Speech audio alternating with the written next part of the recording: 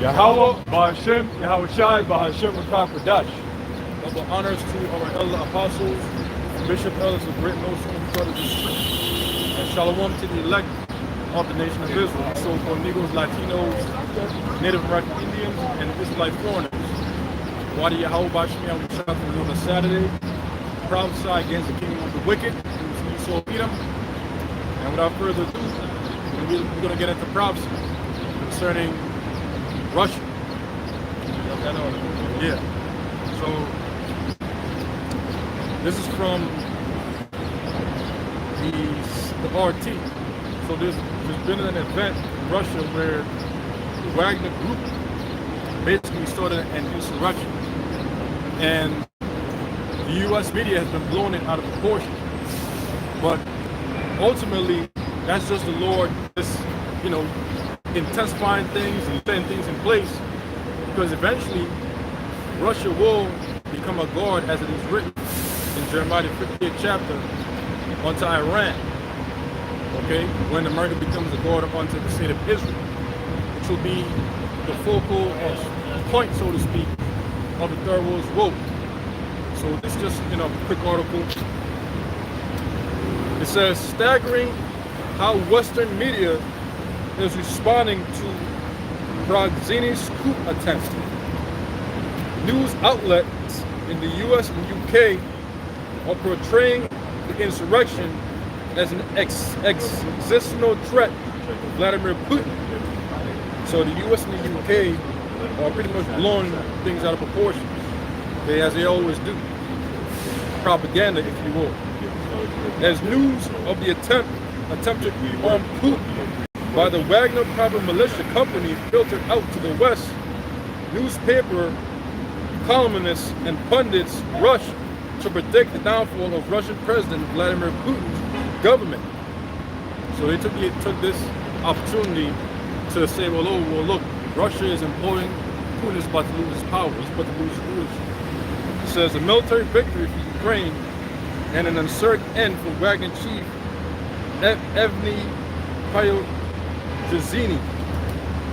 It says Prigozhin, often an open critic of the Russian Defense Ministry, claimed on Friday that the Russian military shelled one of his group's bases, then ordered troops loyal to him to move towards Rostov-on-Don, a major city in southern Russia.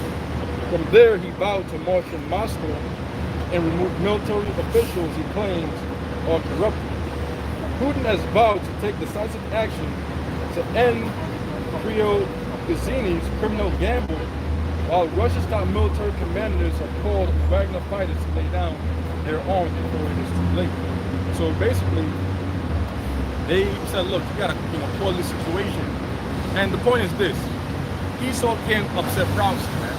Okay, no matter how much he tries to do things to upset prophecy, it's not gonna happen. Okay, so without further ado, let's just get into the scriptures. Ezekiel chapter 38, verse 1. And the word of the Lord came unto me, saying, Son of man, set thy face against Gog and the land of Magog. Right, so Gog and Magog represents Russia. Gog means mountain, and Magog means of the mountain. Gog and Magog, again, represents modern-day Russia. So set thy face against modern-day Russia and prophesy against it. The chief prince of Meshech and Tubal. Right, the chief prince of Meshech and Tubal.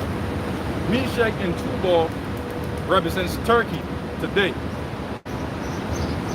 Right? And it goes back to an ancient word, Meshech, Moshia, which is around the area of Georgia and Armenia, around that area, but it is representing Turkey. And Meshech and Tubal. It says, and prophesy against him, and say, thus saith Yahweh, Bahashem Yahushai, right? Behold, I am against thee, O God, the chief prince of Meshech and Tubal, right? And I will turn thee back and put hooks into thy jaws. Right, so this is where things get interesting. The Lord will turn Gog and Magog, which is modern day Russia, back into that old Soviet Union spirit by putting hooks, metaphorically, into their jaws. In other words, putting the spirit on the president of Russia, Vladimir Putin, to get back in that old Soviet Union spirit. Because back in history, the Soviet Union and the U.S. were constantly at odds, even as we speak. Okay? That's why they have that whole war over there between Ukraine and Russia. Really, there's a proxy war between the West and Russia. And they're trying to use this recent event to basically call themselves upset prophecy.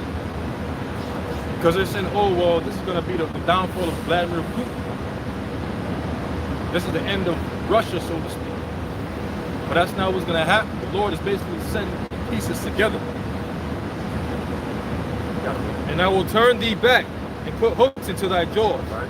And I will bring thee forth in all thine army. Right now, where is the Lord going to bring God and Magog, who is a chief prince of Meshach and Tubal, forth? Where is he going to bring them? Well, when we read Revelation, when we read the book of Revelation, what is that, the 16th chapter, it speaks about how the Lord is going to drop the river Euphrates to prepare the way for the kings of the east. Okay, where is that located? In the Arabian Peninsula, in the Middle East. Because that's where the Thoros Woe is going to be fought. I will turn thee back and put hooks into thy jaws. And I will bring thee forth in all thine army. Yeah, go ahead. Horses and horsemen, all of them clothed with all sorts of armor, even a great company with bucklers and shields. Right, so the Russian army will be very great.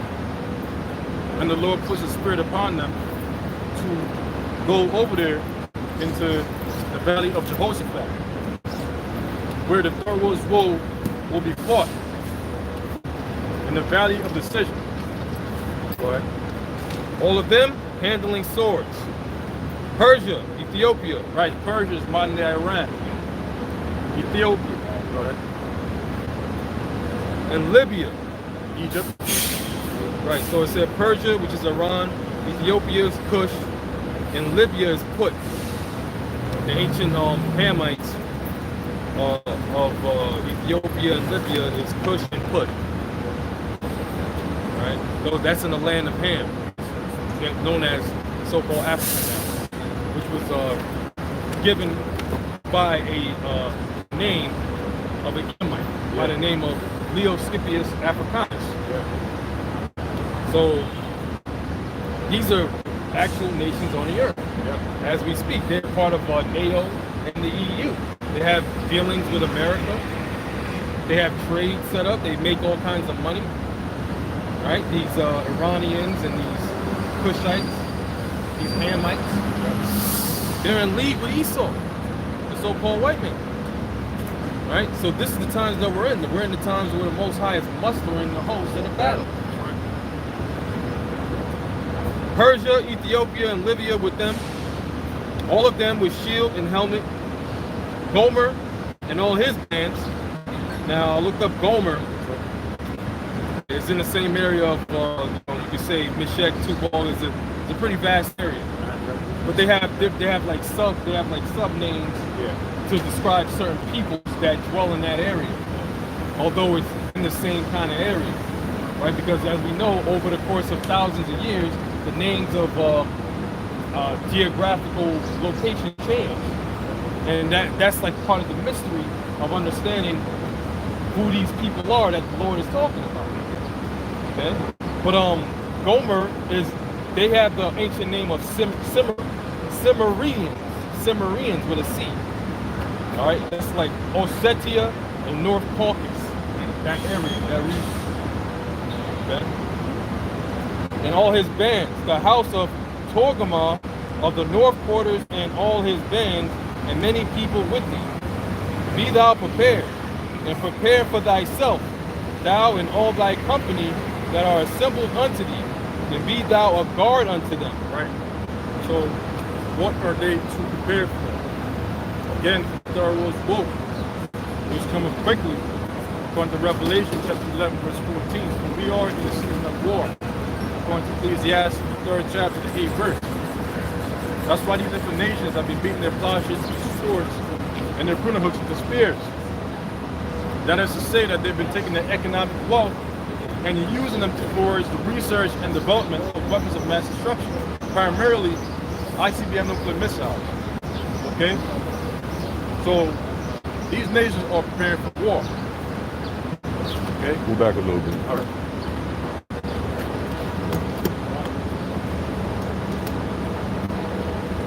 I like it, brother. It's all right. Ezekiel 38 and want me to read 7 again? Yes. No problem. Ezekiel 38 and 7. Be thou prepared, and prepare for thyself, thou and all thy company that are assembled unto thee, and be thou a guard unto them. All right, be thou a guard unto them.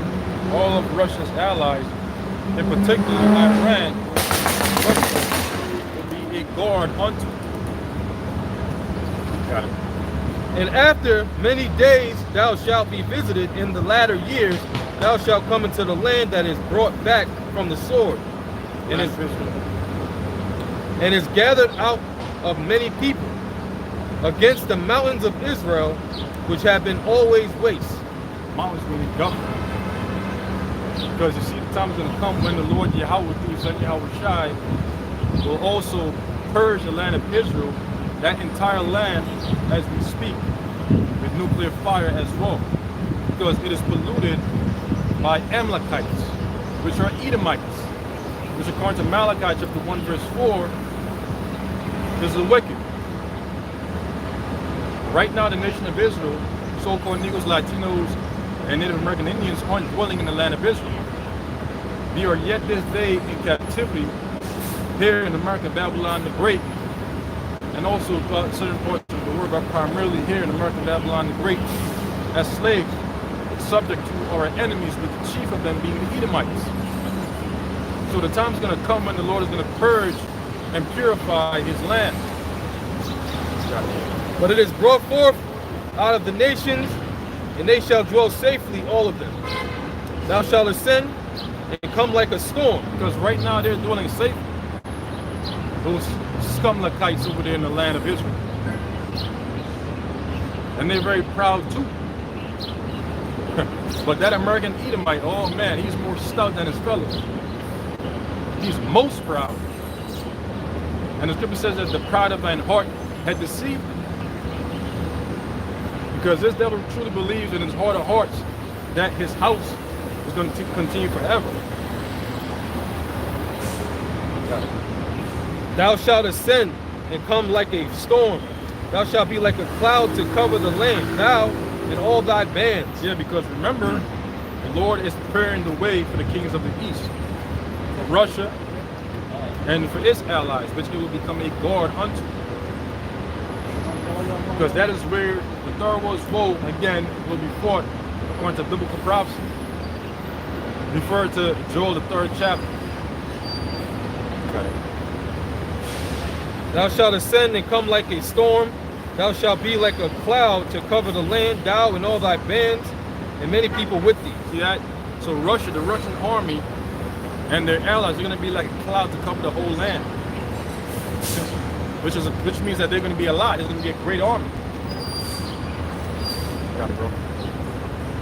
And it says, and all thy bands and many people with thee, thus saith the Lord power, it shall also come to pass that at the same time shall things come into thy mind, right, and thou shalt think an evil thought. Right. What's going to be that evil thought? To shoot ICBM nuclear missiles upon America, Babylon the Great. Because this is the land that the Lord is going to destroy with 200,000 nuclear warheads. And last week, the Spirit had us go into that. This is the land of unwalled villages, as it will state. Why is it considered the land of unwalled villages? Because this land has never been touched by nuclear destruction. The people here in America, Babylon the Great, they dwell very comfortable, very complacent, and very proud. That's why their city is going to be troubled. And thou shalt say, I will go up to the land of unwalled villages. There it is. There it is. The land of unwalled villages is here in America, Babylon the Great. Why is America called the land of unwalled villages? Again, because this land has never been touched by nuclear destruction, nuclear fire. And the people here dwell very comfortably. Hence the reason why they're proud. Hence the reason why they can go about doing all kind of evil, wickedness. The morality here in America, Babylon the Great, is at all-time lows. It's unprecedented. It's been something that we've never known or seen before throughout many ages. Because this is Babylon the Great. This is a bitter land of disgusting confusion, where everything is pretty much boiling the foul. Got it. Yep. It says, Ezekiel 38 and 11 again. And thou shalt say, I will go up to the land of unwalled villages. I will go to them that are at rest. That see that? Go to them. See? Go to them that are at rest. And who are they that are at rest in the land of unwalled villages? The people. They're the ones that are at rest here in America, Babylon the Great, the land of unwalled villages, indulging themselves in adultery, sodomy, homosexuality, which is sodomy, idolatry, the worshiping of other gods, bestiality, perversity. So the Lord is going to destroy this land because of that, according to biblical prophecy. That dwell safely, all of them dwelling without walls and having neither bars nor gates. See that? So there's truly really no defense here in America, Babylon the Great, to deter what's coming. Because remember, in Joel the 2nd chapter, it says none shall break their ranks. Because no nuclear missile defense system over here in America, Babylon the Great, will be able to intercept the weapons of the Lord's indignation, which are those nuclear missiles. It says to take a spoil and to take a prey, to turn thine hand upon the desolate places that are now inhabited, and upon the people that are gathered out of the nations, which have gotten cattle and goods that dwell in the midst of the land. See, because here in America, Babylon the Great is the melting pot. Okay, America, Babylon the Great is the great melting pot where these different nations, kindreds, and tongues, the waters written of in Revelation 17 dwell. And they have performed traffic, which means trade, with America, Babylon the Great. That's why the men are going to cry bitterly when they see the destruction of America, according to Revelation, the 18th chapter. Because they're going to see the smoke of her torment ascending up into the heavens. And they're going to cry, they're going to mourn. Because they performed traffic with America, Babylon the Great, and have gotten rich, enriched. Ezekiel 38 and 12, to take a spoil and to take a prey, and to turn thine hand upon the desolate places that are now inhabited, and upon the people that are gathered out of the nations, which have gotten cattle and goods that dwell in the midst of the land. Which again is all the traffic that they perform with America, Babylon. Traffic means trade. Right? Verse 13. Sheba and Dedan. Now Sheba and Dedan go into the origins of what Sheba was. Sheba was another Hamite nation, and a sub-nation of Ham. Sheba. Alright? The Cushites. They were like Cushites. Alright? It says in Dedan, they were like Arab-like people of Joktan, that came out of Joktan. Joktan was the son of one of the of Abraham that he had from Keturah. So these are the people that you can identify in the scriptures, and you see geopolitically what's playing out in the earth. These are these same people that are fulfilling this prophecy, or these prophecies, man. You got the Edomites, the Hamites, the Ishmaelites, and the different so-called mixed peoples, they're what? They're gearing up for war, man. So the Lord is mentioning these nations by name, so you can identify and know who He's talking about. These are not just names that just came out of nowhere, right? These are people that have been on the earth for a very, very long time. And the merchants of Tarshish is Spain. Tarshish is modern day Spain. This is not a fairy tale book, man. It's like, you know, It's history. this is straight history, bro. It's history, it's laws, statutes, commandments, it's proverbs, advice, everything. Everything that you can imagine, all right, is held within these scriptures, but the Wadi Al Shemal Shah, he didn't give it to these damn worthless people out here. He gave it to those that are truly, you know, in seeking a better world, man. Because this is not it. This world is deeply, deeply sick, and it needs a cleansing, man. Right? Sheba and Dedan and the merchants of Tarshish, with all the young lions thereof, shall say unto thee, art thou come to take a spoil?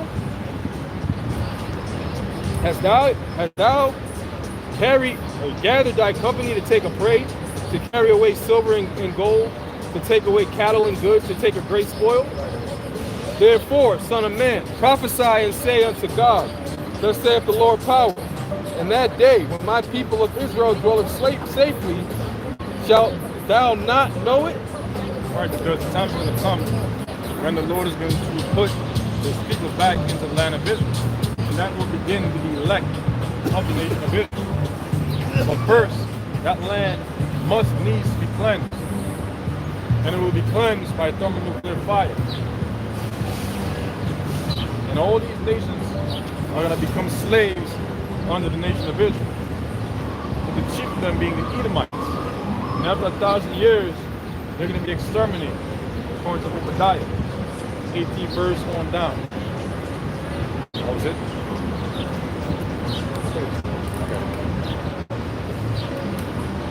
Okay, so This is Isaiah chapter 13, verse 1. The burden of Babylon, which Isaiah, the son of Amos, did see. right. Lift ye up a banner upon the high mountain. Again, America is Babylon the Great. And that banner that we're lifting upon the high mountain is the high mountain of Esau Edom. Here in America, Babylon the Great. What's that banner? The scriptures. That's the banner that we're lifting up in the high mountain. A mountain is a government. A high mountain is a great government. Go ahead. Lift ye up a banner upon the high mountain, exalt the voice unto them. Right, that's what the scripture says, to cry aloud and spare not. Lift up thy voice like a trumpet. To shew my people their transgression. Because in so doing, they'll hear these words. They'll see that spiritual banner, which are these words. And they'll come to it. Right? Exalt the voice unto them, shake the hand, that they may go into the gates of the noble. Right. And where is the gates of the noble? In the highways and byways. The agora. That's why it says in the book of Proverbs, wisdom cried out. She uttereth her voice in the streets. She cried in the chief place of concourse, in the openings of the gates. Saying, how long ye simple ones, that ye love simplicity. Verse 3, I have commanded my sanctified ones, I have also called my mighty ones for mine anger, For the angel. even them that rejoice in my highness. Verse 4, the noise of a multitude in the mountains, like as of a great people, a tumultuous noise. And what's that talking about? The armies of the various mountains, of the various governments.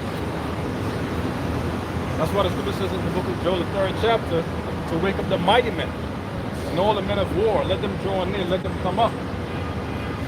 And obviously, as they come up, they'll make a great noise. You'll hear a lot of shaking. Just metaphorically speaking. All right. a tumultuous noise See that? There you go. A tumultuous noise. Go ahead. of the kingdoms of nations gathered together. Gathered together where? In the valley of Jehoshaphat, according to Joel the 3rd chapter. Because that is where the Lord Yahweh Bashem Yahushai will judge the heathen nations round about. That's where the Thoros bull is going to be fought. The Lord Yahweh Ba'ashem Yahushai of hosts mustereth the host of the battle. We muster the host of the battle. Because we are in a season of war and not of peace. We are in a season of hate and not of love. Verse 5, they come from a far country. Right, so these great nations, especially the kings of the east, which the way had been prepared for, will come from a foreign country. Russia, okay, primarily China, India. Go ahead. They come from a far country from the end of heaven. Right, go ahead. Even the Lord and the weapons of his indignation. Right, even the Lord Yahweh, who is son Yahweh Shai. Because our Lord Yahweh Shai is going to be returning from the east. And it says, even the weapons of his indignation, which are those nuclear missiles. Bro, can you please get me Jeremiah 55? There's a precept for that? Yeah, a precept for that? No, I'm reading the article. Yeah, you got it. Got a precept for that? Yeah. Psalm chapter 60, verse 4. Thou hast given a banner to them that fear thee, that it may be displayed because of the truth. So, brother just brought out earlier in Isaiah 13:1, the burden of Babylon, which Isaiah the son of Amos did see, lift ye up a banner upon the high mountain, exalt the voice unto them, shake the hand, that they may go into the gates of the noble. So, right here in Psalm 16:4, thou hast given a banner to them that fear thee. That's the prophet. That's the men out here that's doing the work, the will of Yahweh Ba'ashem Yahushai. That's the banner, the word. You're lifting up the word, which is Yahweh Shai. Mashiach, you know? But this world of what? What is the world doing? Just like they did to him over 2,000 years ago. They rejected him. They pretty much didn't want nothing to do with the Lord. You see? So that's why everything that's going to happen to this world is not going to be a sympathetic attitude about it. It's going to be, well, that's the judgment of the Lord. Right? Because you people had more than enough chances to stop your fucking shit. More than enough. Right. That's it. That was it for now, bro. But you know, keep going in prophecy. Isaiah 13:5. They come from a far country, from the end of heaven, even the Lord Yahweh, and the weapons of his indignation to destroy the whole land. Right, so now let's find out what the weapons of his indignation. Jeremiah 50:25. It says, the Lord Yahweh Ba'ashem Yahushai hath opened his armory. Right, an armory is a place where weapons are stored. A modern day armory are just nuclear silos. And the weapon that is stored within them are the nuclear missiles. You got it. And have brought forth the weapons of his indignation. There it is. And I brought forth the weapons of his indignation, which means his righteous anger, which are those nuclear missiles. You got it, bro. For this is the work of the Lord Yahweh Ba'ashem Yahushai of hosts in the land of the Chaldeans. The land of the Chaldeans is here in America, Babylon the Great. The Chaldeans were ancient witches and warlocks, soothsayers of ancient Babylon. And they're back here today in the form of the Edomites. That was it? It says, come against her from the utmost border. Right? Open her storehouses, cast her up as heaps, and destroy her utterly. That's what those nuclear missiles are going to do. They're going to destroy America, Babylon the Great utterly. Now let's go back to Isaiah chapter 13. This is Isaiah 13. So now we know what the weapons of the Lord's indignation are, for those of you out there that didn't know. Now you know what it is. Isaiah 13, verse 6. Howl ye, for the day of the Lord Yahweh is at hand, and it shall come as a destruction from the Almighty. Right, Scripture says that the day of the Lord is darkness and not light. So howl ye, for the day of Yahweh, Ba'ashem Yahushai, draweth nigh. A day of darkness and gloominess. A day of death and great mourning. Where the elements shall melt with fervent heat. And everything that we see before us will dissolve. And we pray, hope to Yahweh Ba'ashem Yahushai that we will be delivered from the coming judgments. Because what's coming, you don't want to be caught up in it. Verse 7. Therefore shall all hands be faint, and every man's heart shall melt. Right, for all the evil, all the bad times that the Lord Yahweh, through his son Yahushua, will bring upon this land. Because men are going to be as women. And if men are going to be as women, how much more women that, as we speak, are extremely proud, full of hubris. We can, they can. All that madness, all that feminist madness. Oh, men ain't shit. Nigga ain't shit. This, that, and the fourth. Okay.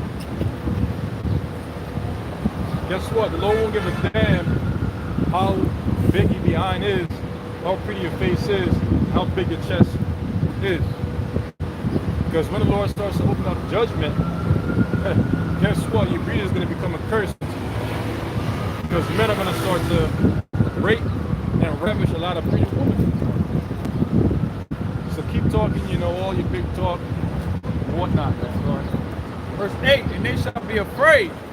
Pains and sorrows shall take hold of them. They shall be in pain as a woman that travaileth. Right, so people are going to be in pain as a woman that travaileth. The child in the 9th month. Right? They shall be ashamed one at another. Their faces shall be as flame. Right, because those nuclear missiles, after they explode, are going to completely destroy everything, including the people, 2/3 of it, and the heathens that are here in this land. The scripture says that their flesh shall consume away while they stand upon their feet. Beautiful, bro. See that? That's what's going to destroy this nuclear missile. Matter of fact, can you please get Zechariah? Zechariah 14. Yeah. But that's a beautiful scripture that goes hand in hand with this right here. 14 now. Yeah, I was thinking about it. Put it under this one.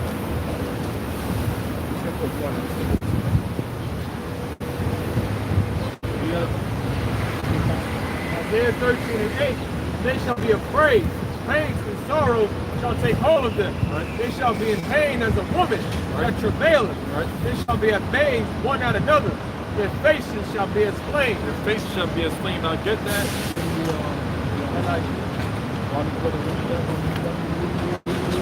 Zechariah 14 and 9 Yep. says, and the Lord, Yahweh Ba'ashem Yahushai, and the Lord, This shall be a day. Zechariah 14 and 10, Yep. all the land shall be turned as a plain from Geba to Ramon. That's not it. 14 and 12. 14 and 12. Zechariah 14 and 12. And this shall be the plague wherewith the Lord, Yahweh Ba'ashem Yahushai, will smite all the people that have fought against Jerusalem. This is the plague. This right here. Nuclear missiles. Particularly the warheads. Because with their heads, they hurt. That's Revelation 9 chapter. This is going to be the plague that the Lord is going to use to destroy American Babylon great and the people. According to biblical prophecy.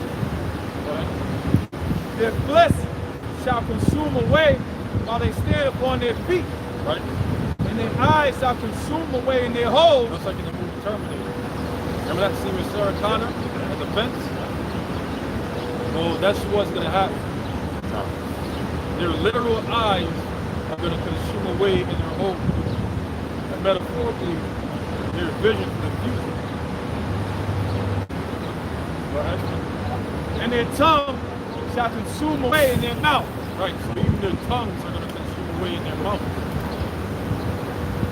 So the Lord got a special judgment for all the sinners of his people that will die by reason of the sword, which are those nuclear missiles. Alright? That's it. Yeah, that was it. So now let's go back to Isaiah 13:8. Yep. Isaiah 13 and 8 in the NIV. It says, terror will seize them. Pain and anguish will grip them. Right.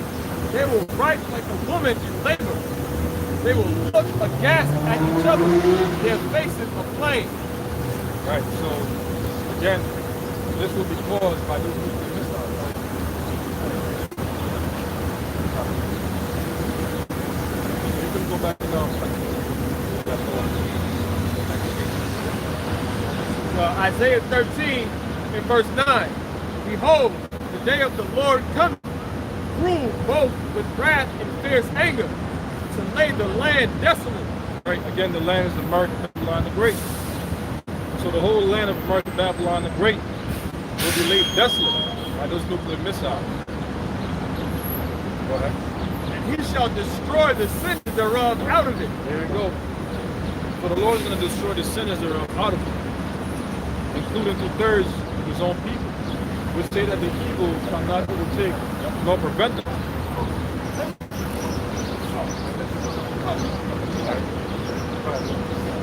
Verse 10. For the stars of heaven and the constellations thereof shall not give their light. Right, because after those nuclear missiles explode, everything is going to be covered. The sun and the moon. And metaphorically, that also represents how the Lord is going to cut off the knowledge and the wisdom from this place. Right? The sun shall be darkened in his going forth, Right? and the moon shall not cause her light to shine. Right, because remember again, once those nuclear missiles detonate and they explode, the aftermath will leave the sun and the moon dark. The atmosphere is going to be completely dark. And again, metaphorically, it represents how the Lord is going to also cut off both knowledge and wisdom from out of the land. So you got to read it, right? This is Matthew 24 and 30. Beautiful, bro. And then shall appear the sign of the Son of Man in heaven. Right? And who's the Son of Man? Yahushua. Yahushua is going to appear in the east with the host of the angels. Right? And then shall all the tribes of the This is Matthew 24:29. Immediately after tribulation of those days shall the sun be darkened, and the moon shall not give her light, and the stars shall fall from heaven, and the powers of the heavens shall be shaken. Right? The stars shall fall from heaven. The peaks of this current rulership, this current heaven, are going to fall. And they're going to fall as it is written, as lightning. Very swiftly, very quickly, in the blink of an eye.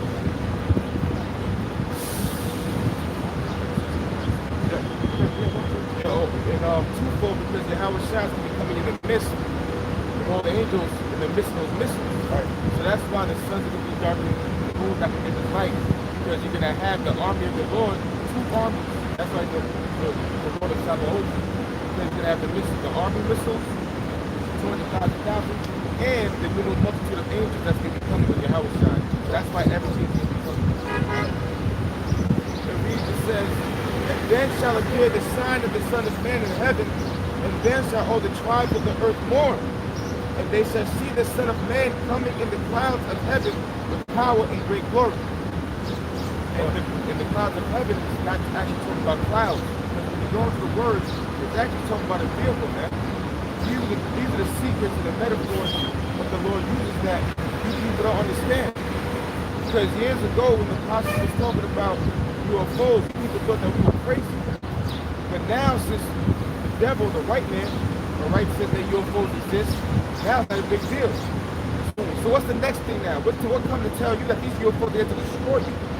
These UFOs are not here for you so-called white people. Okay, you so-called Chinese, you so-called East Indians. And it's these chariots that I hear for you wicked niggas out here, man. The chariots are here for the elect of Yashar Allah, which is the elect of the so-called black Hispanic Americans that want salvation, that want to get out of here. All right? But these chariots are going to be destroying, man. This is the Lord's of excellency, man.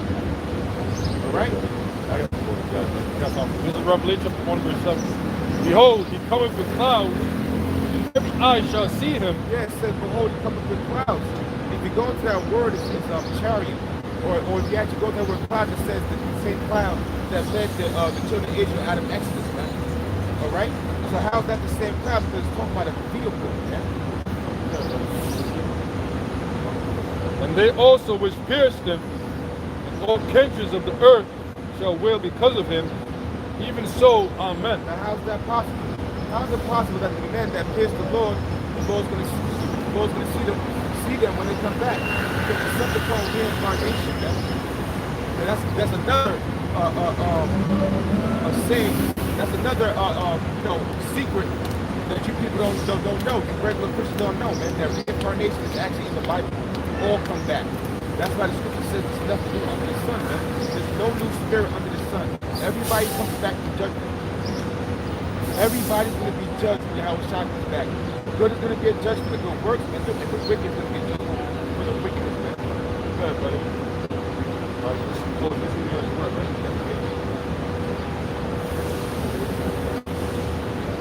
Isaiah chapter 66 verse 15. For behold, the Lord Yahweh will come with fire, and with his chariots like a whirlwind. See, that's another word for beautiful clouds, chariot. Those are different words that the Lord uses for the UFOs, man. So-called UFOs. We call them IFOs. They've been identified, man. That's the salvation for the Israelites. You so-called black Native Americans, man. We have salvation. Okay, salvation been here the whole time, man. And we'll let you know to the prophets. For the prophets will sent out that these vehicles are here to do two things. They need to destroy and they need to save, man. Now this place is wicked. Okay, this is cloud, Revelation 1 and 7, the blue letters, Greek, Nephilim. It says a cloud, used of the cloud which led the Israelites in the wilderness. See? So it says, use of the cloud led the Israelites to their wilderness, man. That's the same cloud that's coming back this time. When the house come back in the Father's Day. The house come back in the Father's Day. That's why you people are going to be lost the words, but mourning.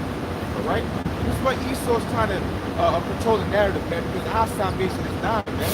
They're about to bring about the ark like Egypt. They're going to talk about the happen, about the big. They're about to do an EMP attack, man. So all these things are getting ready to happen, and guess what? It's going to be fast. It's lightning, big.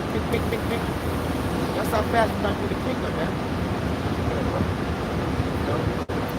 Back in Isaiah 66 verse 15. And behold, the Lord Yahweh will come with fire, and with his chariots like a whirlwind, to render his anger fury, and his rebuke with flames of fire. Rightfully so. The Lord must come with flames of fire and people fury. Because this place is wicked. And this is why they're trying to control the narrative, because they're getting ready to fight against our power, man. They're getting ready to fight against the people called so-called UFOs, but that's our salvation. Those are angels and vehicles. And they're getting ready to make their mark, man. Okay. It says, his rebuke with flames of fire. Yeah, the rebuke with flames of fire. What's that talking about? Concentrated fire, lasers. Like Esau puts out a movie, man. War of the Worlds, War of the Worlds, Independence Day. And there was other movies on Netflix that had some, basically UFO invasion. But what do they show? They show that these vehicles, all right, let out something called concentrated fire, which people call lasers. And then when you go into it, you see that these orbs or these chariots, all right, because they don't have to necessarily be orbs as well, all right. They can be in different forms. But when you notice when they you saw, doing something with missiles, they was letting out fire. What was that? Concentrated fire. Knock it out the way. Well, that's going to be pointed towards people now. All right, that's what's going to be happening. And Esau that have his technology, let them out. It's going to be war, realm against realm. But by fire and by his sword will the Lord Yahweh plead with all flesh, and the slaying of the Lord Yahweh shall be met. Yeah, because there's going to be more destruction than salvation. There's going to be more death, more people dying, all right, than people keep being saved. And that's how it's going to go down. And this is the narrative that, and this is why these people going to pay. They're going to pay for the lies that have been spread upon the whole world, man. I'm talking about the so-called white people, the Edomites. Really, you elites. Because these regular Edomites here don't know what's going on, man. We'll talk about you 1% elites that watches our videos, all right? That watch the apostles, okay? That watch the true prophets. The Lord's going to fuck you up, man. I'm serious, man. The Lord's getting ready to tear your ass apart. Okay? So God will do your destruction or whatever, your new order for a little bit. All right? But the Lord got their elects back, man. They're not worried about that. All right? That was enough, right?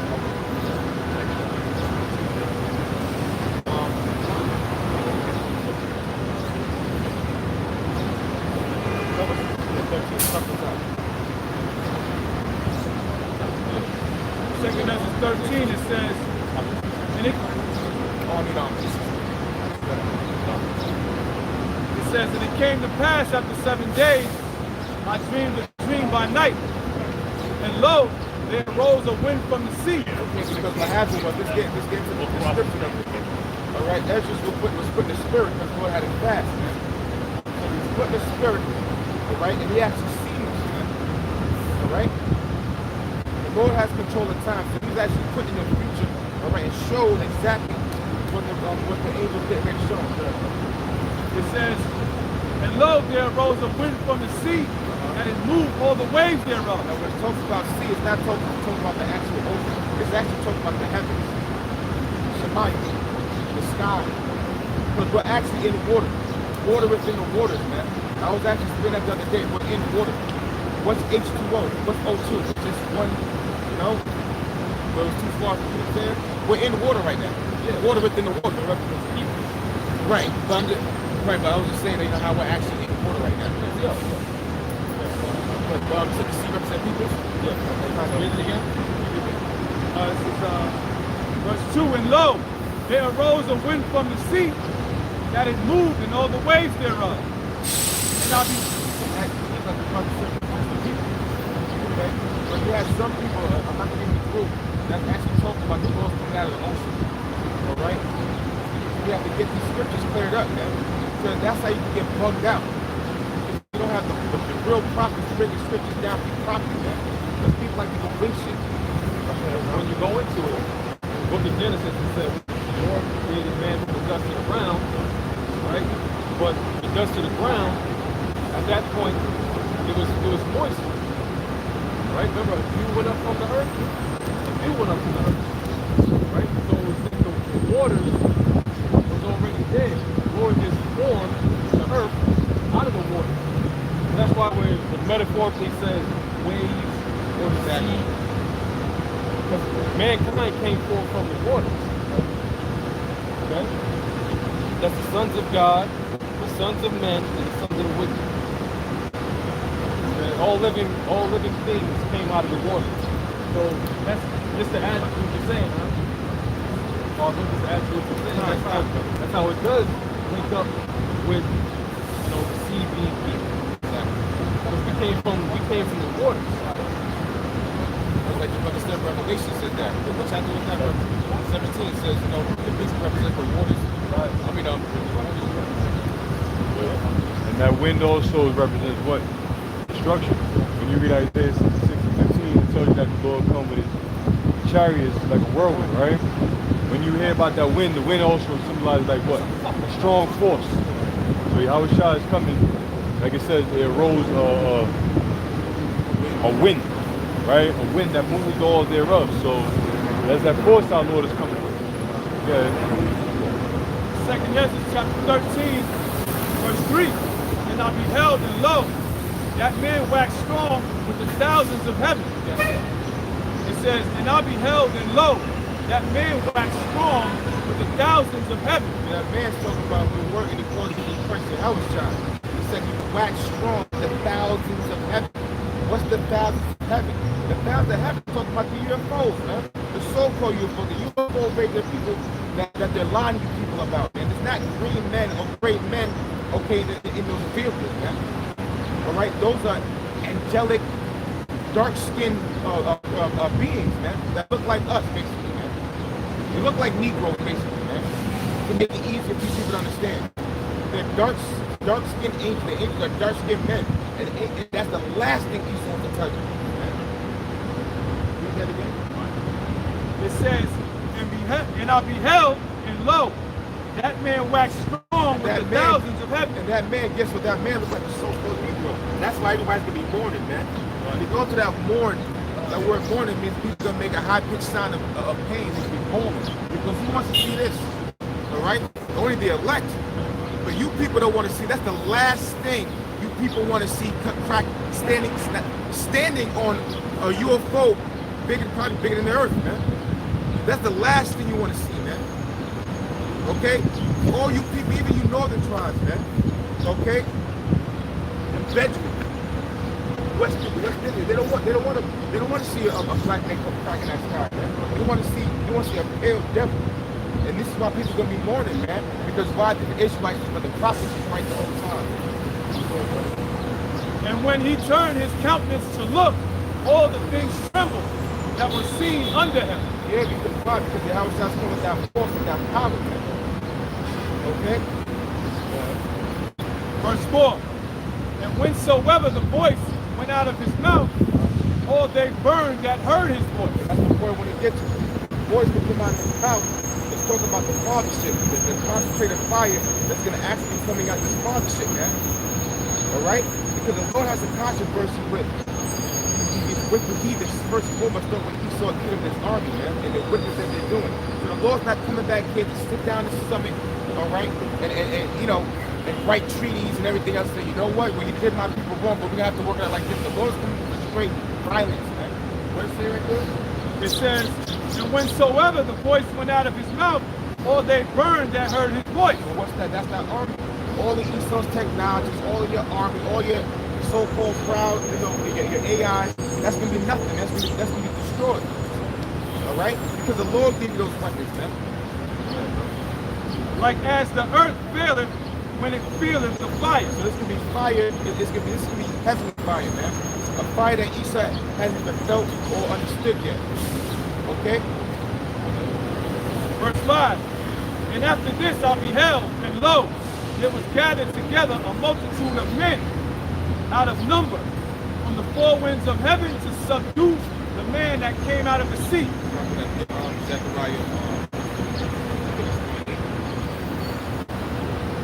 Yeah, that part proves the beginning point also about the waves and the Shemayim, you know, and all of that, like the brother also said, the people. But we'll read that last part again, Brother Shah. It says, because this is what was it? GOCC took and said that the Lord is coming from the ocean. He ain't coming from the ocean. All right, learn your Hebrew, man. All right, like the brother brought out too. This is a level of water that we're breathing in, and then you have the actual oceanic water, like H2O, and then in the outer atmosphere, because of the ozone layer or the firmament that's dividing the waters from the water, it's a more denser water out there. We can't breathe that type of water, but we can breathe this type of water, and then you got the actual sea creatures that can breathe that water. You know what I'm saying? And that's how the Lord set it up. So we all breathe, even when you go into a hot bathroom and it's steamy, that you breathing in water. That's all water vapor. So we breathing in a form of water vapor. So the Lord, when it says that he's coming, read it one more time. and after this I beheld, and lo, there was gathered together a multitude of men out of number from the four winds of heaven to subdue the man that came out of the sea. Zephaniah chapter 3, verse 8. Therefore wait ye upon me, saith the Lord Yahweh, until the day that I rise up to the prey. For my determination is to gather the nations, that I may assemble the kingdoms to pour upon them my indignation. Even all my fierce anger, all the earth shall be devoured with fire of my jealousy. That's the concentrated mind that Lord's talking about. That's why the second and 13th chapter, see everything fixed. And so at the end of the day, the Lord's going to destroy this place, man. That's the Lord's plan. The Lord's plan the whole time was to gather Esau, and all these leaders, all your armies, all your technology. Because why? You guys got pride. So y'all gonna let loose on each other in the east. Lord gonna have all your brand new technology let loose you, and guess what? Your Howard Shot's gonna crack the sky, destroy you all in seconds. This is verse 6. But I beheld, and lo, he had graved himself a great mountain, and flew upon it. That great mountain, we're talking about what you people call UFO, but it's a gigantic chariot, a gigantic UFO, man. All right? But I would have seen the region, a place whereout the hill was graven, and I could not. And that's how long this chariot's gonna be. Something like Independence Day, but on a greater scale. All right? This chariot's gonna be so huge, you're not gonna know where it came from. All right? That's how huge this chariot's gonna be, man. And Esau's gonna have no control over that. That's why he's trying to fight his narrative now. He's trying to pitch himself to be the hero. And that's gonna be our salvation, man. Salvation for the Israelites, the so-called blacks, Hispanics, Native Americans, those that don't take the seat in. All right? And after this I beheld, and lo, all they which were gathered together to subdue him. Which is talking about what the military, the armies of the earth, that's gonna come against our Lord. All right? It says, and they which were together to gather, Salakia, and they which were gathered together to subdue him were sore afraid. Yeah, they're gonna be so afraid. Because the Lord said what? What Isaiah 47 real quick? Isaiah 47. Verse 3. Thy nakedness shall be uncovered, yea, thy shame shall be seen. I will take vengeance, and I will not meet thee as a man. That's why they're going to be so afraid. Because Yahweh Shah's come back to take vengeance. Also, Job said that he could be travailing like a woman, man. Travailing like a lion, like a woman. That type of fierce from a power that said, I'm not going to be you as a man. Of course you're going to be afraid, man. All right? But the Lord, see, he said the Lord does it. The Lord's going to have to put a spirit on them to come fight them, man. Because if they had that natural spirit to get them out of there. It says, and after this I beheld, and lo, all they which were gathered together to subdue him were sore afraid, and yet durst fight. Yet durst fight. So the Lord's going to put the spirit on to still fight, man. You know, the AI technology, you know, they got AI that can fly machines, man, by themselves, man. Just like you have a car that can drive itself up to you, fighter that can drive. There's a movie that came out with that. It's called Stealth, 1997. James Fox, so they've been had that. All right? Go ahead, bro. Verse 9, it says, and lo, as he saw the violence of the multitude that came, he neither lifted up his hand nor sword, nor any instrument of war. Right, because why? Because the Lord is that powerful, man. All right? It's going to be coming out that chariot, concentrated fire, lasers. Yeah, brother. Habakkuk chapter 3, verse 3. Yahweh Ba'ashem Yahushai came from Teman, the Holy One from Mount Paran. His glory covered the heavens. I'll read that part again. It says, Yahweh Ba'ashem Yahushai came from Teman, and the Holy One from Mount Paran, Salah. His glory covered the heavens. Yahweh Shai's glory comes to the heavens. Right? That's talking about the Father of all the angels. You got the psalmist that says, that's the most excellent. That's the most glory. Right? He's coming with his army, man. Yahweh just set his son and all the angels. That's the army. That's the glory. That's how you cover the heavens. And they have some satellites. When you look at the satellites, he's just looking down the TikTok. I'm talking about it looked like a city beside of the earth, man. Like 2 countries or whatever. It's like a city, you know, a whole bunch of chariots surrounding it, man. It was just, he still messed up with the satellite. And the earth was full of his praise, and his brightness was as the lightning. He had horns coming out of his hand, the horns coming out of those hands is what's going to be coming out. The chariots are talking about concentrated fire, the lasers, man. The horn represents power, all right? Not only forces represent power, but horn represents power. Because it talks about lasers coming out of our eyes, man. When the scripture's done, brother. He had horns coming out of his hand, and there was a hiding of his power. Before him went the pestilence, and burning coals went forth at his feet. Exactly. That means that everything once that laser comes out of that chariot, everything in front of it is going to be destroyed. Like a whirlwind, like a vessel. He stood and measured the earth. He beheld and drove asunder the nations, and the everlasting mountains were scattered. The perpetual hills did bow, his ways are everlasting. Yeah, so it's meaning that the chariots went buck wild, man. And all these powers, all these systems, all right, bowed down to them. Meaning they didn't know what to do, man. They got destroyed.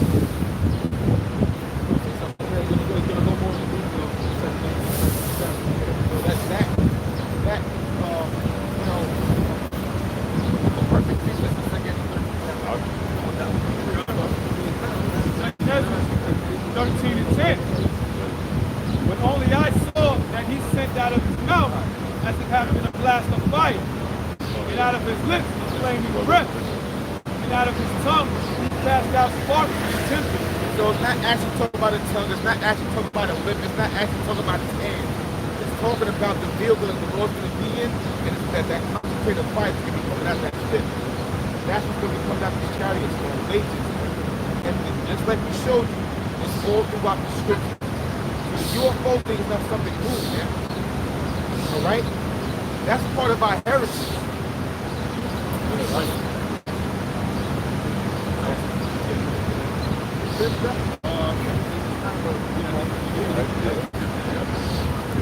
Verse 11, it says, and they were all mixed together, the blast of fire, the flaming breath, and the great tempest.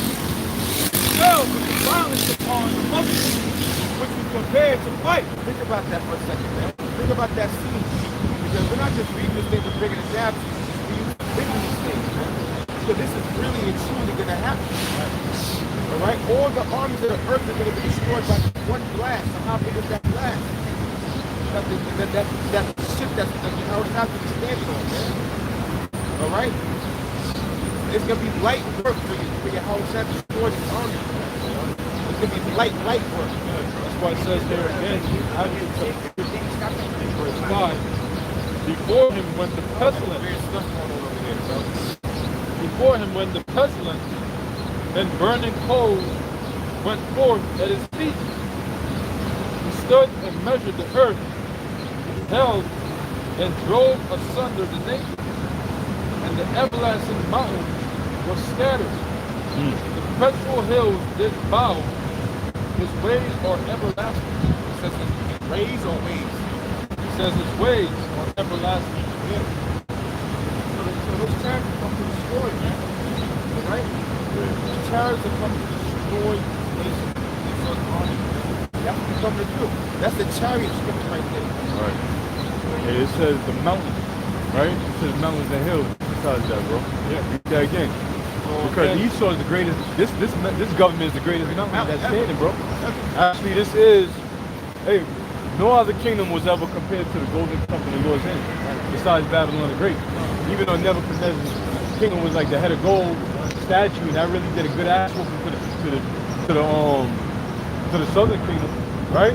But no kingdom was actually the golden cup, that precious cup in the Lord's hand. So that precious cup, which is ran by the Edomites, you got the NATO, the EU, the beast, right? These conglomerates, Edomites, are all gonna bow down to Yahweh Shah, bro. They're gonna bow down. They're gonna bow down to Yahweh Shah, they're gonna bow down to the angels, and then the smaller ones, because it said the hill. Yeah, read it again, right? And bro, and guess what? They're gonna bow down to Yahweh Shah. Who the hell was they gonna bow down to? The elect. Lord willing us, bro. We're gonna have our foot on their neck, man. So it starts with our Lord. The Lord is coming back for some serious business. Yeah, bro. Right. Habakkuk chapter 3, verse 6. He stood and measured the earth. Right? He beheld and drove asunder the nations. Right. and the everlasting mountains were scattered. Right, and everlasting don't mean forever, never and never and ever. Because the nations are going to be here, but Esau is going to be the only mountain or government or nation, I should say, rather, that's going to be totally obliterated. All right, after 1,000 years of hardcore bondage. Okay, but all these mountains are going to scatter. Go ahead. The perpetual hills Uh-huh. did bow. Right, the perpetual hills. They bow. So these nations that's been ruling for so long, they're all going to bow down when Yahushua come back. Now Esau could play with his what you call that joint, the Project Bluebeam and all that, which is gonna be a deception, but that energy ain't gonna be there. That vibe ain't gonna be there. He gonna deceive the masses, the sheep, like he's doing now. But the elect, unless we, brother, we gonna feel it when it's Yahushua. And besides, if it don't happen, if it happened right now, it's bullshit. I don't care if they put a so-called black man on top of that chariot. If it happens right now, tomorrow, it's bullshit because the MOTB haven't been made mandatory. Famine, Jacob's trouble. So a lot of things didn't happen yet to the point where Yahushua gonna crack the cloud. But when we start to see these, that's why I say measure the times diligently, so that you don't be deceived. You know? But now they come with Caesar with a cloud, because more than likely he's going to try to come with Jesus, so-called Jesus, sitting on a cloud, you know, a nice fluffy cloud, and you know, with his hands out, you know, and he's hovering and shit. He gonna deceive the masses. You know? Might have a message talking about obey the government. You know? Listen to what the government is telling you. It's in your best interest. I'm just saying, we're not ignorant of Satan's devices, bro. 2 Corinthians 2:11. And brothers be speculating and bringing up certain things that the devil may or may not do. And Esau behind the scenes like, damn. You know? Now, how the fuck you know I want to do that? Because the Lord, Amos 3:7, he revealed his secret to the servant of the prophet. So we don't got our own mind. We got a mind of Yahweh Shem Yahushua. Even though his thoughts is higher than our thoughts, he gave us little tiny pieces of his understanding and wisdom so that we can navigate through these times. Okay? It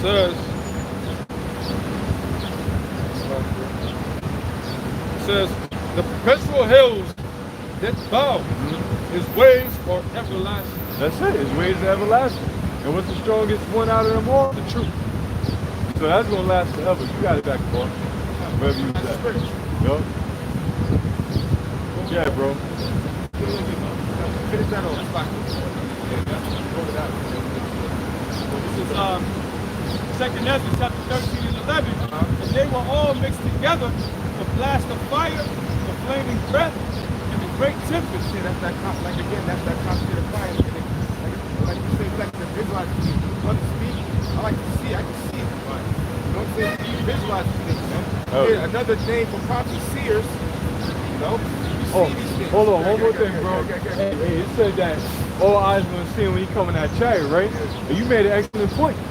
Because if the chariot is gonna be that huge, right, like Ezra said, that big, then that means that blast of fire is gonna be big too. So it could literally come down in the whole entire. But then the smaller chariots, obviously his angels, don't get affected by it because they are his instruments, you know. So a big blast of fire. I mean, this chariot, bro, that beam itself could be a radius of a couple states or states. Could be that beam alone could be the size of New York, just coming down, boom, and then it disappears, and all you see is dust. And that other chariot's like, yeah, you know what I'm saying? And then they disperse, and then they go and gather the elect. Yo, bro, it's gonna be ill, man. This could be the wildest movie we've ever seen in real life. Man. But it's just, he still couldn't make a movie like this, man. Yup. No? Dope, bro. Now, this is the word is thunder. In the African third chapter, it mentions in 2nd Ezra 13 how they're going to get through this fight. So they're going to be afraid, right? Now, this is the word for asunder. The Hebrew word is nathar, which means to tremble, to palpitate as the heart. Yet, to fall off, to fall away, especially with a fluttering, to cause to tremble. Right. So they're going to be afraid. Hey, that's get it. Somebody brought it out earlier, but get it again. Isaiah 13:7. I think somebody got the 8th verse, but get 13:7 because that goes into what you just said, right? What was the word again? Nakar. To tremble. To tremble, to palpitate as of the heart. Right. To tremble, to cause to tremble, to fall away, especially with a fluttering heart. Hey, because get the precept, bro. Because you read it too, also, bro. But they durst fight, right? They durst fight. Ride with it. Yo, bro, look at ancient Egypt, man. With them Egyptians chasing after with their chariots. You think they weren't afraid of the chariot? But the scripture said that the Lord hardened Pharaoh's heart. So them Egyptian soldiers, they had to take orders. And then these military, they gonna have to take orders. Esau is designed to take orders. So he gonna have to take orders, and the Lord is gonna make them put in their spirit to still fight. Because that also showed the pride of their heart. Like, who in their right mind gonna fight against the chariot? Try to, with their little spacecraft. Yo, bro, as fast as them jets can go, bro, that chariot would circle around your ass 20,000 times, bro. And get you dizzy, and it just stop. You going fast, and it's just looking at you, and going backwards while you going forward. Man, listen, bro. Angles that you can't, because we have to slow down the angles. The chariot don't have to do that. They defy the law of gravity and all that, bro. So they still gonna fight, but read that Isaiah 13, bro. Isaiah 13, verse 7. Yup. Therefore shall all hands be faint. Right, like what the brother went into, faint or tremble. When you faint-hearted, your heart is trembling. You're scared, you're afraid. So men's heart shall faint, guys. Meaning their mind. All right, their mind is gonna be unstable and not at ease. But yeah. Therefore shall all hands be faint, right. And every man's heart shall melt. And every man's heart shall melt. All right, every man's heart shall melt when they see the Lord, which is the so-called black man, come back to reign and rule on this planet Earth. Okay? And matter of fact, Wisdom of Solomon 5. Somebody got to get that. Especially when they see what he's coming with. Like, hey man, listen. Y'all throw for the okie doke, bro. Had you thinking UFOs, aliens, and little green objects, and now they coming out with it, that alien crashed, and there's 8 foot tall, blah, blah, blah, whatever. Bullshit. All right, the last thing they want you to see is the opposing force. We telling you who in the UFOs, and they telling you who in their UFOs. So that's what it's about. Good is set against evil, right? So that shows you that this truth has a powerful vibration and impact on this planet. That the devil got to come hard with his lies, man. So whoever want to believe is little green aliens, let them believe it. Because they're going to be the ones that's going to get blindsided and caught off guard, especially by the element of surprise when this shit go down. Okay, now, we see chariots right now, bro. We don't get faint-hearted. We rejoice. Because in our spirit, that's our salvation, man. In our spirit, we know that that's what's going to beam us up, man. But these people get scared because they don't know. So yeah, bro. This is Romans chapter 9, verse 17. For the scripture said unto Pharaoh, even for this same purpose have I raised thee up, right? That I might shew my power in thee, and that my name might be declared throughout all the earth. Right, now Pharaoh was made great, king of Egypt, and his army, his riches, and so on and so forth, his power, just so that the Lord can deliver what the world will call slaves from the clutches of these top people. So how much more now? Bro, we at the basis, bro. We at the absolute bottom of society. How magnificent it's going to be when the prince of the universe, the king of the universe, deliver these so-called slaves, enslaved people, from the hand of the man that rules the earth. How magnificent is that going to be? That's how much the Lord is going to show his power by raising us up. That's why it's going to be no more said that the children of Israel that the Lord liveth that brought the children of Israel from the land of Egypt, but from the land of the north.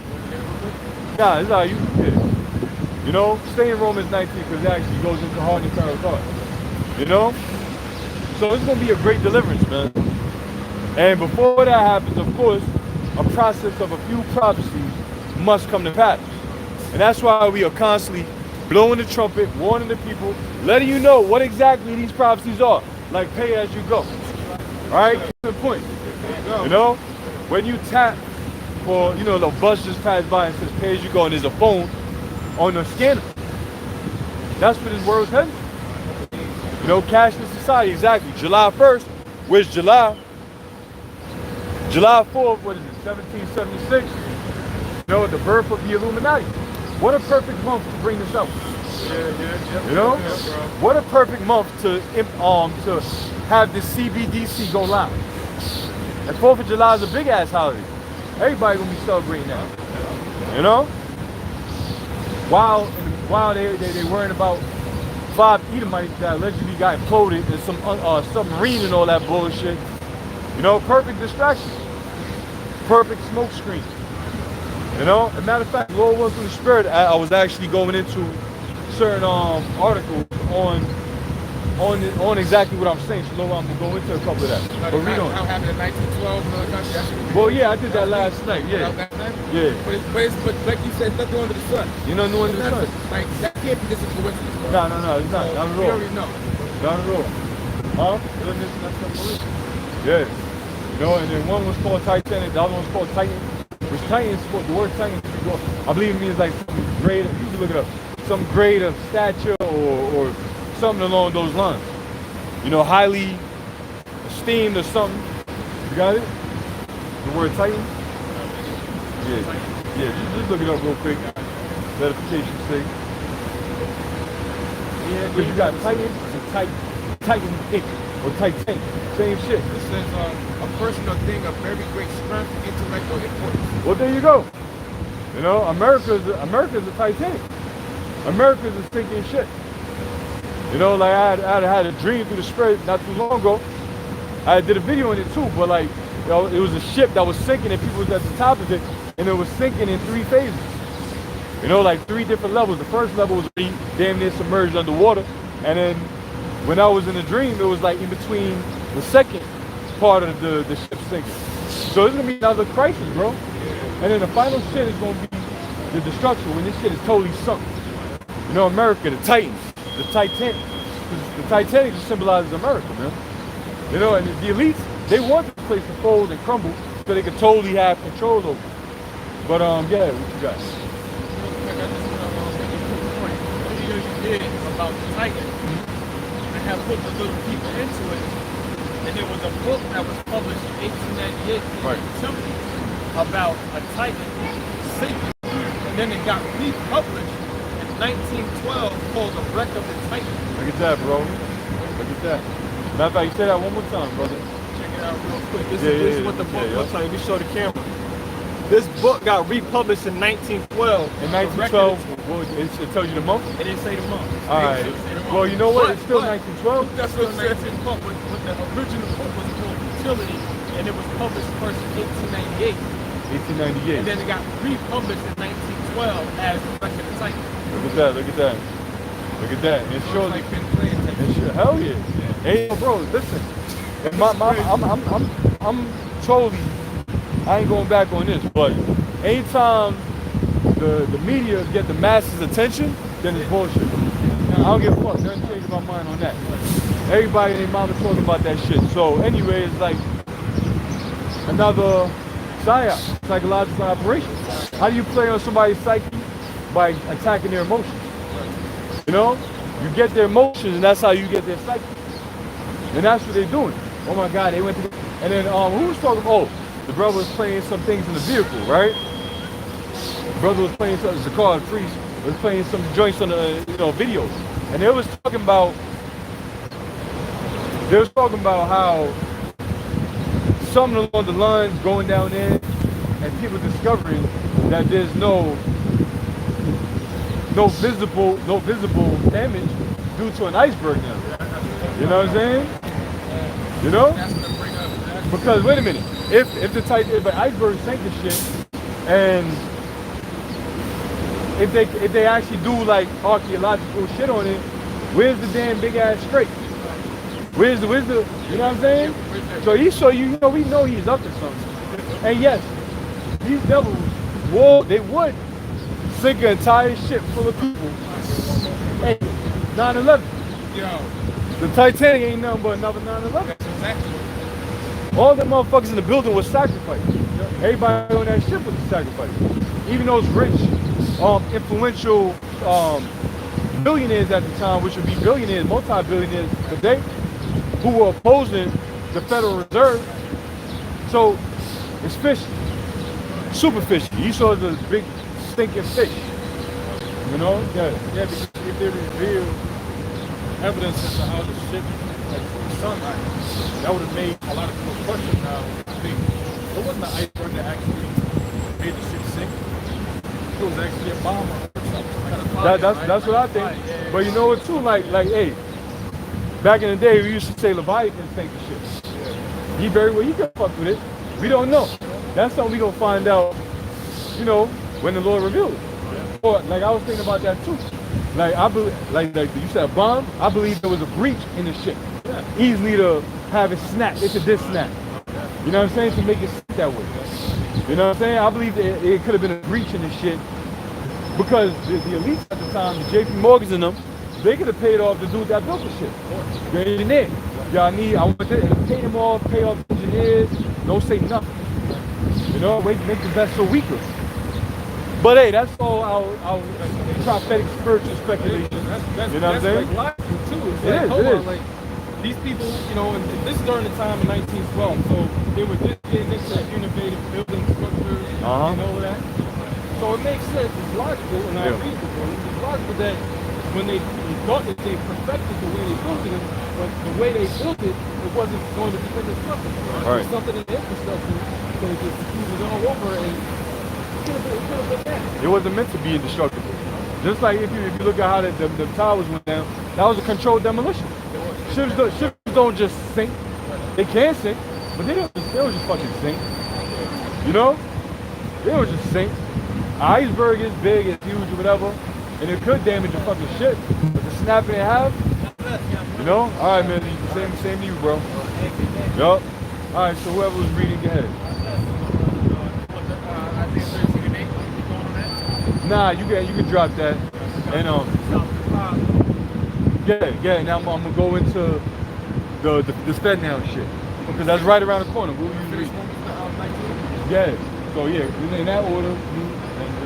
Brother, get it. Romans 9 and 19 it says, "Thou would say then." Let me read up a little bit. Therefore, he had mercy on whom he had mercy, and whom will he harden?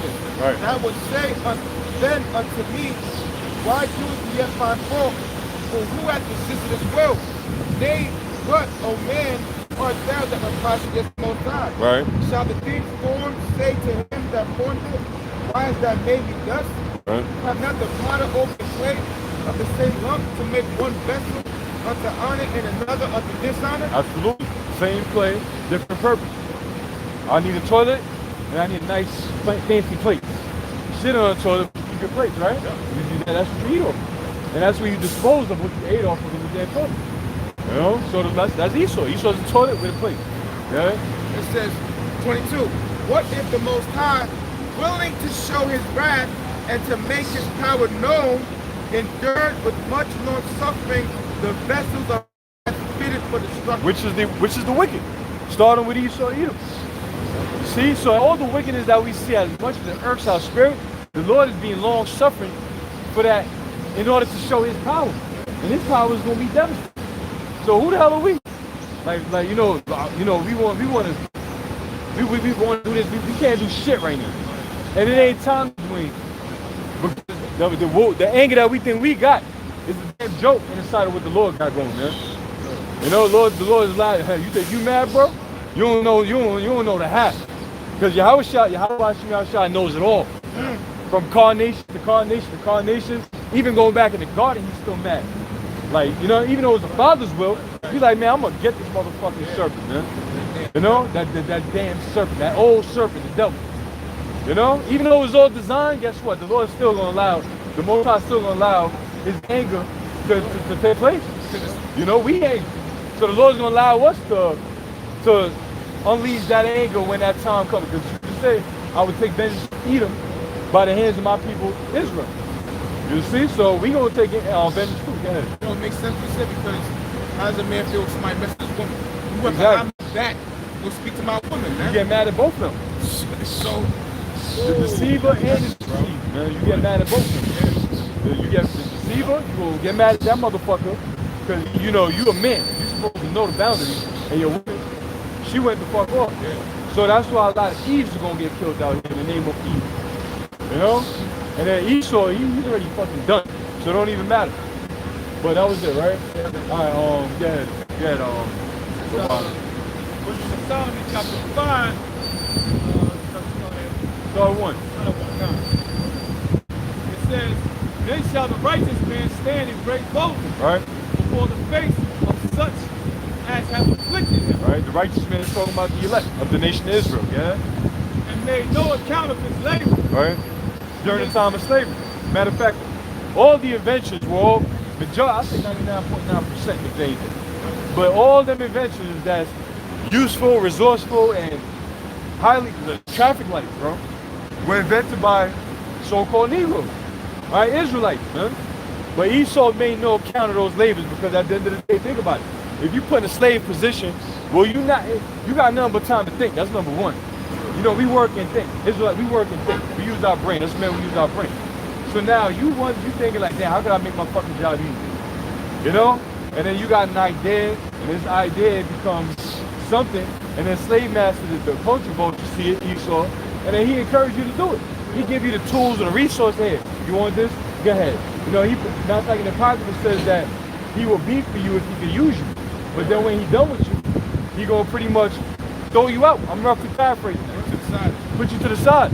And that's what Esau did. He made no account of our labors, man. None. Yeah. Verse 2. Black History Month. Hold on.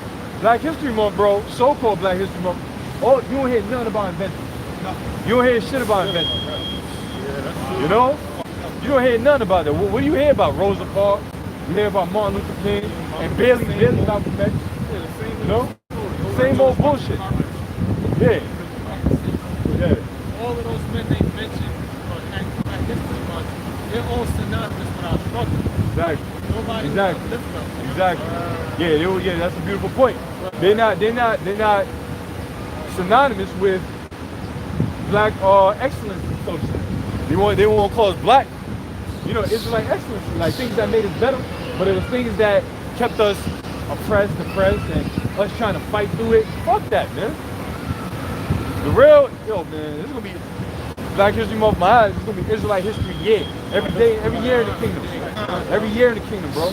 And he's gonna have to reverence that. So we burn his ass to ashes, and then all the nations whoop their ass back into damn subjection. We can't wait, bro. That's why we adamantly come out here and prophesy this word. Because hey, the so-called white man, which is the nation of Edom, is going into slavery according to the Bible. All right, point blank. Yeah, bro. Fucking crackers, man. Verse 2. When they see it, they shall be troubled with terrible fear. Right. They're gonna be troubled with terrible fear. You know, them thoughts are gonna start running through their mind now. Yeah? And shall be amazed at the strangeness of his salvation. That's gonna be the ill part about it. That's another reason why the Lord had Esau belittle the UFO. You know? Turn things upside down. So that these strange things, because the scripture said the Lord chose the foolish things of the world to confound the wise, right? The big things in this world. Now the Lord is going to use what seems to be fairy tale nonfiction or science fiction to deliver these people from this greatest destruction that's ever going to be seen on the planet Earth. How you wrap your mind around that one, man? From UFOs delivering niggas? How does that even go together in the same sentence? A UFO delivered this nigga. Like what? Word, that's an insult. You know, a UFO delivered these Spanish motherfuckers. Yeah, that's how far-fetched and strange. They said the truth is stranger than fiction. You know, if I go to first, you know, UFO is gonna deliver black people from America being burnt up utterly by fire. Like nigga, what? I ain't hear a word you just said. You know, this thing is too big. It's too high for these low-minded people. Yeah, bro. And shall be amazed at the strangeness of his salvation. Right. So far beyond all that they look for. Way beyond all that they look for. You know, way beyond just a bullshit rapture where they think you're just gonna disappear before Jacob's trouble, because that's what they think. They think Christians are gonna disappear in a tribulation period. No, the hell you not. Acts 14:22 says that through much tribulation shall you enter into the kingdom of the Most High. So everybody's gonna be here to feel the wrath of the Heavenly Father. All right. I'm not talking about the missile part, but I'm talking about the fire that's gonna be kindled before the missiles, everybody's gonna be here on earth and go witness that. But the elect is gonna be delivered out of it, and when the ICBM missiles drop, the elect is gonna be delivered from that as well. So yeah, you damn Christian, you wishful thinking that you just gonna disappear and your clothes, gonna be left behind. You just, while other people killing themselves and turmoil on earth, not happy. Yeah, bro. It says, Which rapture should be to take, right? Take, seize by force. So technically, in the proper context, the elect will be raptured. All right? When the destruction happens, using the word in its proper context. So yeah, bro. it says, and they repenting and groaning, angels of spirit shall say within themselves, this was he whom we had sometimes in derision, Right? in a proverb of reproach. Right, and that's what they're gonna say. Like, damn, this is him. Now we had derision and trouble, slavery and captivity. We called them niggas. We called them this. We called them that. Yeah. We fools accounted his life madness, Right. and his end to be without honor. Right. So they counted our lives madness, meaning insignificant. Like, oh yeah, those are the niggas. Niggas gonna be niggas. Spicks gonna be spicks. Wetbacks time over there. Let them be. Let's put them on a. Put them on the highway on a parkway to go sell some mangoes and flowers. Yeah, from selling mangoes and flowers on the damn freeway to being beamed up. I'm talking about Instacart, man. They'll take any job. I know sometimes that compassion, I feel sorry for that. I'm like, damn, niggas ain't making no money, bro. But I be like, it is what it is. We almost out this motherfucker. Sometimes I even be like, here, change. Let me get my Guinness and you can change. Yeah. It says, how is he numbered among the children of Yahweh Ba'ashem Yahushai, Right. and his lot is among the saints? Right, how? They mind boggling them. How the hell is this man part of the saints? How he part of the saints? So, bro, this world is in for a rude awakening, bro. They about to find out that we are the people of the Bible. They finding out now, but we are those saints of the scriptures, man. Read the Bible. Read it. Look at what we went through as a nation. Look at the Israelites of the Bible. What's the difference? There's no difference, man. The same people coming back in the same different captivities, all right, by the same nations, and doing what they did back then, prophesying in their captivity. In the land of their captivity, they shall remember themselves and they shall call upon my name. That's happened before. But this is the time where we totally forgot who we were as a people and totally remembered ourselves. All right, Hebrew Israelites. All right, of the hopeful elect. Go ahead, bro. Go ahead. This is Hosea 1:10. It says, yet the number of the children of Israel shall be as the sand of the sea, which cannot be measured nor numbered. Right. And it shall come to pass that in the place where it was said unto them, ye are not my people, Right. there it shall be said unto them, ye are the sons of the living power. Talking about here. Talking about here, mainly America, because this is where we were beat out of our senses, so to speak. That spirit, that knowledge and understanding. The name of Yasharallah was beat out of us. Right here. Right here where we standing, bro. We don't know what this exact area looked like before. We could have had some slaves up in here, man. We did. So all these buildings and different plantations that was probably here that had to get taken down or whatever. Lynching probably, these trees can live for fucking 1,000 years old. How many jakes was lynched on these trees? We don't know. But in the land where it says you're not the children of the Most High, there shall you be called the children of living power. And we remembering ourselves. And going back to Wisdom of Solomon 5, then shall the righteous man stand in great boldness. This truth makes you bold. How many of you were bold enough? How many of us were bold enough to out front call the so-called white man the devil back in the world? I mean, you kind of like, yeah, fuck you white people. But you never had the reason to say anything. But this truth give you all reason to come out here and stand bold, because the righteous are what? Bold as lions. All right, the Lord put that righteous spirit in us to come out here and tell this devil as it is, man. Fuck the dangers, the hell. That's all part of the game. And we know we are targeted. What does Scripture say? He that leave evil, make himself a prey. We know that. We knew something was off about it, we could have pinpointed with the scriptures, like, oh, see, the devil. The devil that the Bible actually speaks of, bro. Like when you open up the scripture and see devil, it's actually so-called white man. That hit me like a ton of bricks when I was like, oh shit. You got something? Yeah. Sirach 12 and 10. Never trust thine enemy, There you go. for like as iron rusteth, so is his wickedness. Right now, never trust thy enemy. Like now, making that full circle back to this FedNow CBDC shit, right? Don't trust it. And when I say don't trust it, I'm not saying don't, because if they come with it, you gotta use it. But the concept behind it is deception, because that's gonna lead to the market of beast. So people be like, oh, that's good, digital dollar, all right, cool. I don't carry money anyway, right? Fucking dumbasses. You know, Credit and debit card. exactly. And even with us, right? We most of us carry goddamn debit cards, credit cards if you have a credit line or whatever. But going back Federal Reserve Act, and when people, because remember, gold is heavier than silver. Now, carrying gold and silver, you go to your local goldsmith or silversmith back then, or bank, right? When they will give you a note, that $10 note was certified that you had $10 in silver, all right, or $20. You give him a $20 gold, whatever, weight in gold, and he give you a $20 bill certifying that you have $20. That way you don't have to worry about getting robbed, losing your money, or walking around with all that change on you. So now is the easier way to do it, more convenient. So what's the difference now?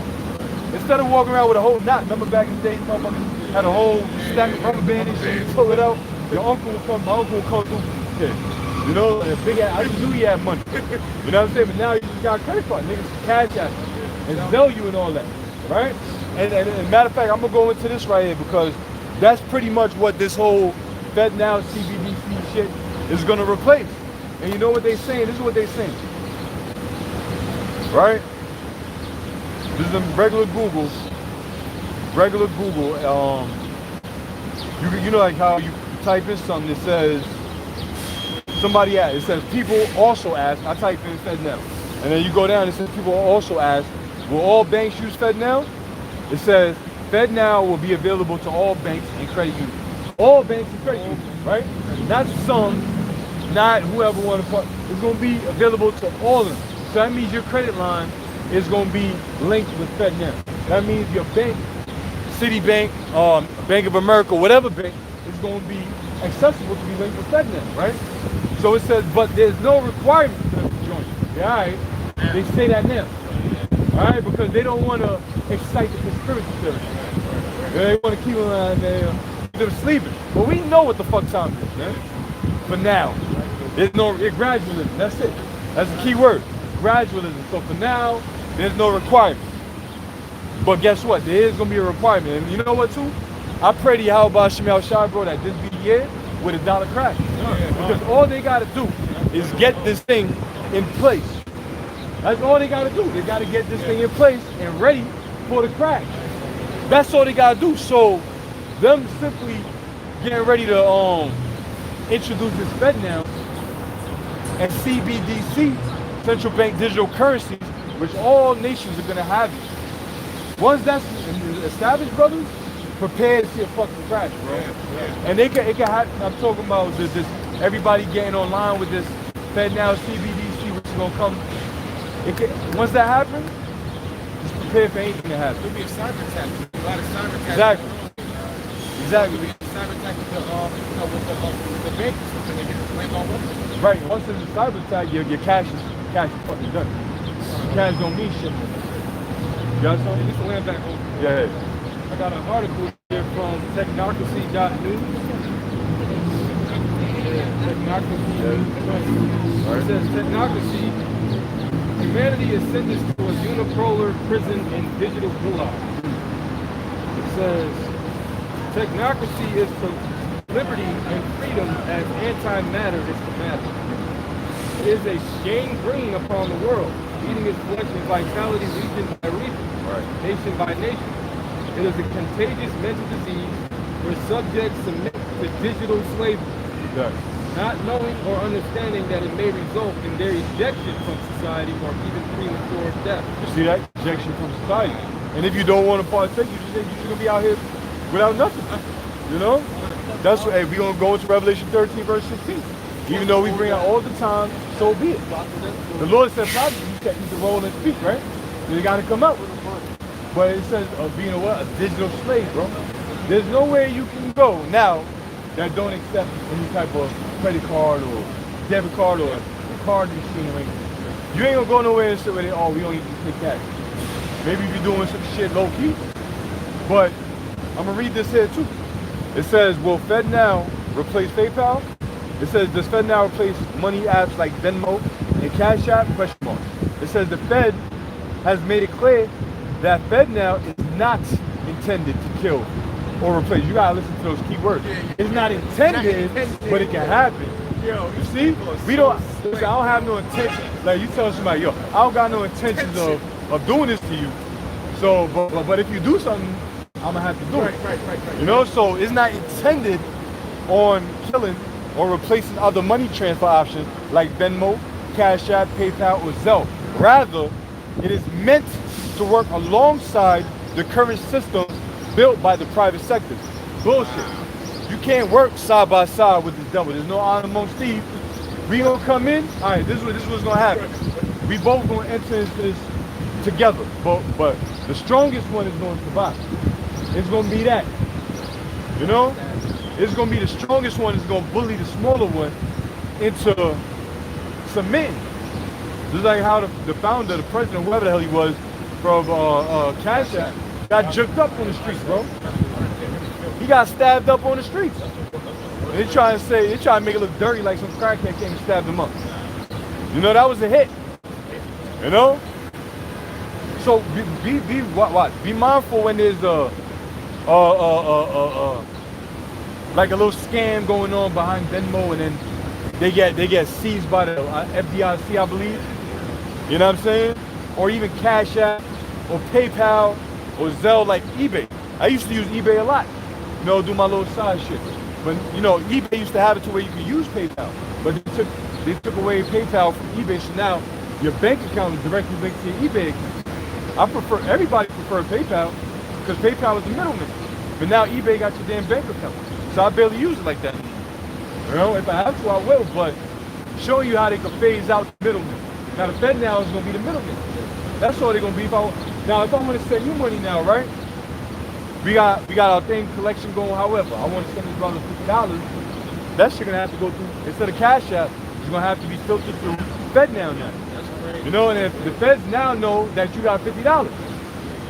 So now, all right, now I got side jobs, right? We ain't really fucking with cash like that, right? Let's say cash somehow becomes obsolete. Fall. I'm just throwing a number out there, 4 times. And I got a side job doing some paint work or something. I gotta get paid through the Feds. And guess what? They gonna tax that shit. You don't even got, they gonna tax it. They gonna tax it. You have to show your Fed statement. Your annual statements for, it's gonna be FedNow annual statement, or Fed, whatever the fuck they wanna call it. And you gotta give account for every single money that you got. And remind you, this is all the beginning of Revelation 13. Somebody get that real quick. And we can see how this is gonna pan out, right? It's clear as day how the hell he gonna cause all. Yeah, bro. Right? Revelation 13, verse 16. And he causeth all, both small and great, rich and poor, free and bond, to receive a mark in their right hand or in their forehead. Right, so you gonna cause all. Somebody get it in the NLT. You know, or NIV, but NLT. Get the NLT real quick. And we see how this is happening, because really, you making it to where you can't opt out of this shit. You know?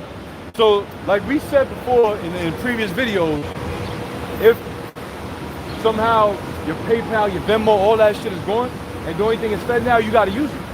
What else you gonna do? You gotta use it. Your direct deposits and all that shit that you get a check from the job now, there may not be no more checks. Everything may just be direct deposit.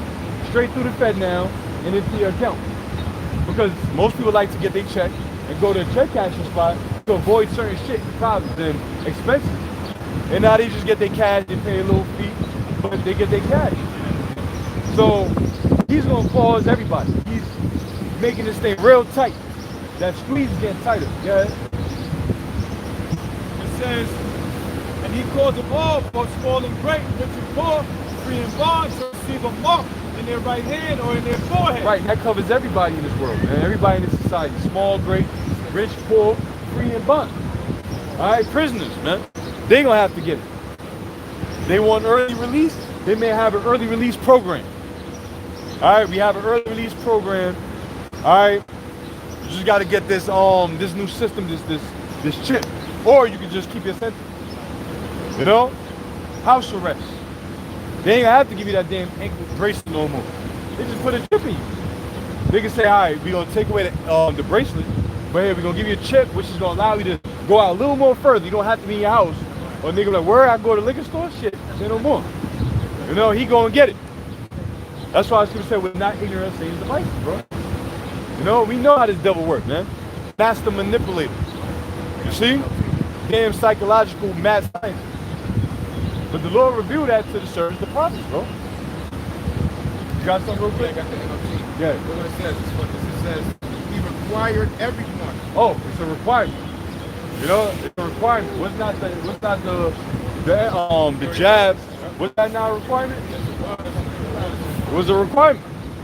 But see, it was a requirement, but not everybody got it. So I show you that not everybody's gonna take the MOTV. The elect ain't gonna get it. Like, oh yeah, you want a chip? All right, well you can take that chip and stick it up your damn left butt cheek, nigga. No, we ain't taking it. All right, we gonna trust in our power, Yahweh shot. Yeah. You know, so it says a requirement. Finish it up, bro. Yeah, no, the NLT. Yeah, and he requires, right? It's gonna be a requirement. It says, he required everyone, small and great, rich and poor, free and slave, to be given a mark on their right hand or on their forehead. Well, technically, if you got a Social Security card, you a slave already. You know, you're already a damn slave.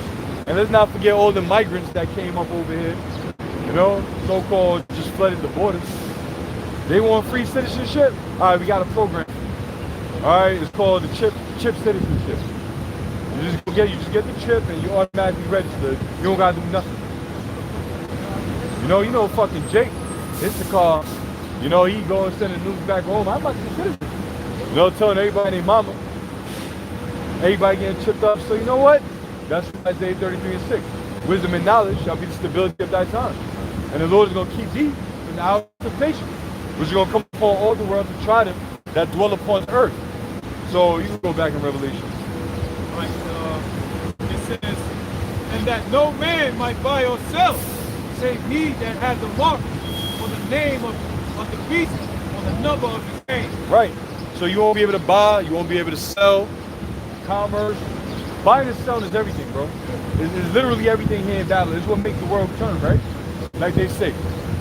Cream passes through everything around me, right? It literally makes everything revolve. Without buying, there's no work. You can't buy gas to go to work. You can't buy your bus fare, your train ticket to go to work. So everything stops. You can't buy food. You're not energized enough to even want to go to work. So you can't buy, you can't do shit.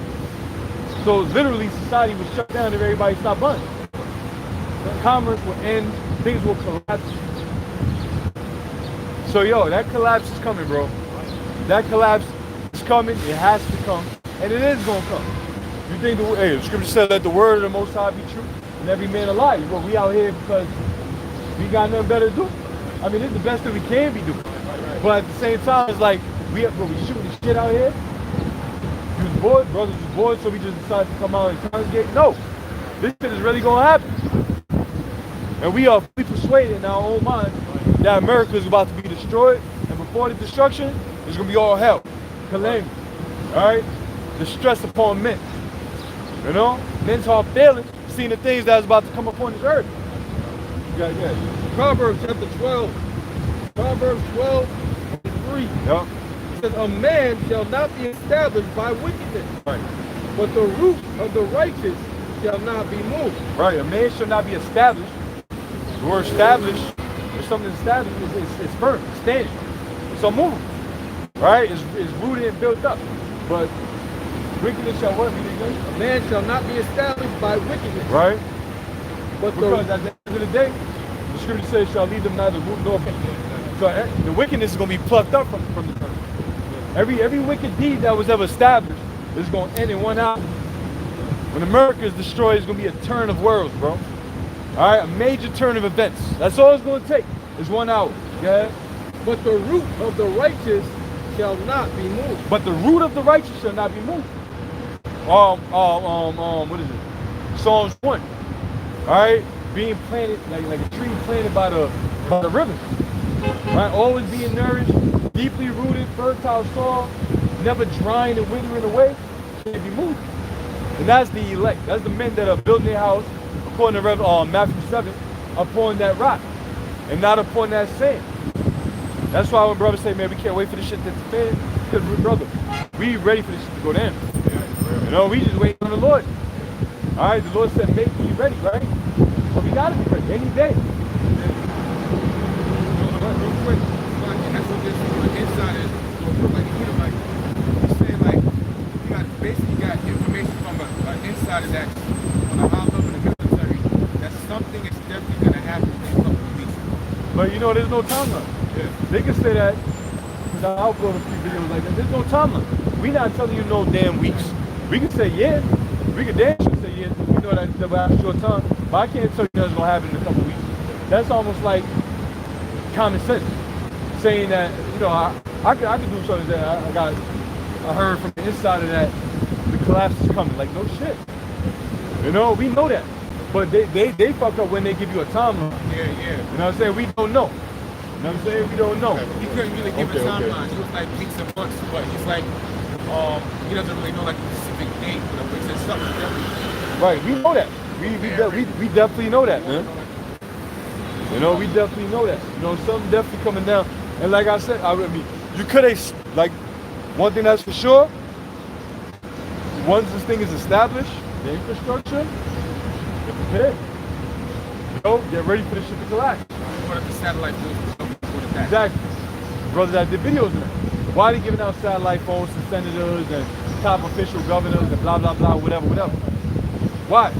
Because, and I agree, I believe there will be a cyber attack. Yeah, so Because, get on Psalm 64 real quick, if somebody can get that. You know? I believe there will be a cyber attack where it's going to cut off communications. And not only is it going to cut off communication, it's going to allow for what's already established to be destroyed. Especially things that are in the Internet of Things. You know? Accounts are going to be wiped out. You know? Shit, people's bank accounts are going to be wiped out. Right? Now, you want your bank account restored, you want everything you ever had. Because I always used to think that too, like, all these mother effers that got all these papers, either they gonna have to turn in their paper, or they gonna have to turn in their paper to get that received in credit equivalency, right? Or they have a crash and they say your account is wiped out, right? But you want your money back, you gotta get the chip and we can restore your chip. But hold on, if my account was wiped out, how the hell you know what I had anyway? You see what I'm saying? If the account was wiped out, how the hell you know what's on record? You know, they got the record. You know, they know exactly how. Oh, yeah, we found your account, Mr. Floyd Mayweather, sir. Okay, so in order to restore it, you just have to. It's simple, man. You know, that devilish laugh. And Floyd was like, yeah, you're fucking, you know. he's that. You know, because he's nothing without it. You know? What I call Yeah, Psalm 64:1 real quick. This is Psalm 64:1. Hear my voice, O power, in my prayer. Preserve my life from fear of the enemy. Hide me from the secret counsel of the wicked. Right, we're hidden right now from the secret counsel of the wicked. Those of you that watch it, you're hidden from the secret counsel of the wicked. This is the hiding place. They can't find you. All right, they can't find you in the sense, you know, that they can take you and destroy you. And, you know, hey, if you're in the secret place of the Most High, nothing is going to be able to touch you. Good. And that's what King David knows. King David knows that. He acknowledges that. Forget it? It says, hide me from the insurrection of the workers of iniquity, who whet their tongue like the sword, and bend their bows to shoot their arrows, even bitter words, Good. that they may shoot in secret at the perfect. Suddenly do they shoot at him and fear not. they encourage themselves in evil matter. Right, they encourage themselves in evil matter. Everything we talk about is them encouraging themselves in evil matter. It's not for us, it's against us. In case you didn't realize, this New World Order, bro, where did Esau have a seat for a nigga during the time of hardcore slavery? Where were niggas upheld and sitting at the table? And scriptures say in Ecclesiastes, I've seen servants upon horses and princes walking on the earth as servants. You watch Django and everybody almost choked on their tea, hot coffee when they seen what's his name? Jamie Foxx coming through with a horse. And that's how they feel when they see a nigga with a Porsche or some ill-ass vehicle or something. You know, you got 2023, whatever, and then Esau see it like, you know they think negative about it, man. You know? Then again, who gave him that money? Where did the money come from? It came from these Israelites. So, yeah, the first thing they negative about it, but they see you as an Easter. I think it's supposed to be the goal. Django, even the cool house nigga said, what's this nigga doing on that horse? What they doing like that? Grabbing barrels. What's this nigga doing on that man? Yo, had haters, man. I was a hater. Sambo hating ass nigga. No boot looking ass nigga. Look at it, bro. I saw some before. It says, yup, I'm Psalms 4:3 again. Who wet their tongues like a sword, who bend their bows. Meaning they sharpen their words. Sharpening words for what? For the kill, for slaughter. So they can actually do it. So every act and legislation and this and that they put in place, they sharpen in that sword. They wetting their tongue, right? To sharpen what they gonna do to actually execute that strike. So when it happens, easy, cut like butter. Yeah? It says, and bend their bows to shoot their arrows. Yup, bend their bow all the way back. When you let it go, ain't nobody turning that back. See? So they preparing for that ambush. To act upon that ambush. To ambush who? The Israelites. Yeah? It says that they may shoot in secret at the perfect. Right, which is their secret council. That's secret. See, they got their secret, right? They got their secret place, and we got ours. So, you know, good is set against evil. You got the Illuminati, you got the elites versus the elect. Alright, the Illuminati versus the Israelites. The children of light. Okay? The children of this world versus us. The children of the Most High. So they got their little secret place, but guess what? Thing about it is their secret place is being discovered. And guess who's doing it? Us. Yahweh Shemi Shai using us. What are you going to do, Esau? We expose you. What the fuck you going to do now? Huh? What are you going to do? Most High is exposing. What are you going to do? Yeah, bro. Bring it up. Something 12 verse 2.